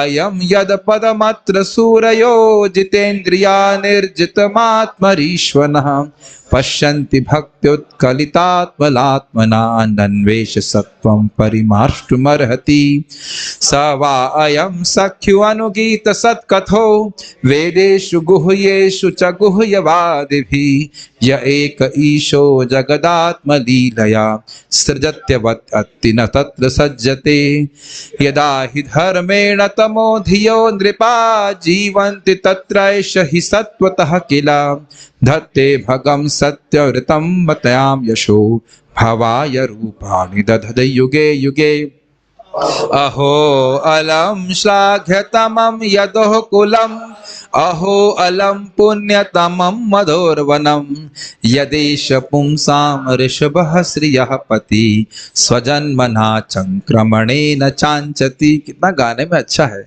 अहो बता स्वर्य यशस् अहो बता स्वर्य यशस् तिरस्करी कुशस्थली पुण्य यशस्करी भुवः पश्यन्ति नित्यं यदनुग्रहेशितं स्मितावलोकं स्वपतिं स्मयत् प्रजाः नूनं व्रतस्नानहुता दिनेश्वरः समर्चितो हि यस्य गृहीतपाणिभिः पिबन्ति यः सख्यधरामृतं मुहुर्व्रजस्त्रियः सम्मुहुर्यदशा सम्मुहुर्यदाशयाः या वीर्यशुल्केन हृतः स्वयंवरे प्रमथ्य चैद्या प्रमुखानि शुष्मिणा प्रद्युम्न साम्बाम्बुसुतादयो परा याश्चाहृता भौमवधे सहस्रशः। एक लीला कृष्ण की भरी हुई इसमें। एतः परं स्त्रीत्वमपास्तपेशलं निरस्त शौचं बत साधु कुर्वते यासां गृहात् पुष्करलोचनः पतिर्न जातो पैत्या हृतिभिर्स्पृतः हृदि स्पृशन् एवं विधा गदन्ति नाम स गिरः पुरयोषितां निरक्षणेनाभिनन्दन स्मितैनाययौ हरिः अजात शत्रु प्रीतनाम गोभिथाया मधुद्विषः परेभ्य शंकितः स्नेहात् प्रायुक्त चतुरंगणीम् अथ दूरगतान् शौरिः कौरवान् वीर आतुरान् सन्निवर्त्य दृढं स्निग्धान् प्राया स्वनगरीं प्रियै गुरुजांगल पंचालान् शूरसेनान् सयामुनान् ब्रह्मावर्तं कुरुक्षेत्रं मत्स्यान् सारस्वथानथ मरुधन्वमतिक्रम्य सौवीराभिरयोः परान् आनर्तान् भार्गवोपागच्छ श्रान्तबाहो मनाग्विभु तत्र तत्र तत्रत्यैर् हरिः प्रत्युद्यतार्हणः सायं भेजे दिशं पश्चात् गविष्टो गां गतस्तदा हरे कृष्णा कृष्णा कृष्णा हरे हरे हरे राम राम राम हरे हरे। एक प्रश्न आ रहा है कि कलयुग अगर इतने दोषों से युक्त तो होना ही चाहिए, तो क्या लीडर्स को इसके लिए ब्लेम करना चाहिए? तो बिल्कुल करना चाहिए, क्योंकि वह स्वयं ये नहीं जान रहे हैं कि हरे कृष्ण मंत्र और भक्ति के द्वारा वो कलयुग से मुक्त हो सकते हैं। कलयुग के 4 ही तो प्रभाव है, अवैध स्त्री संग, शराब इत्यादि, और 4 नियम। तो ये 4 प्रभाव है, हरे कृष्ण मंत्र करेंगे दूर जाएगा उससे, यहीं पे पाप में वास करता है। ओके, तो हम लोग अब जो लोग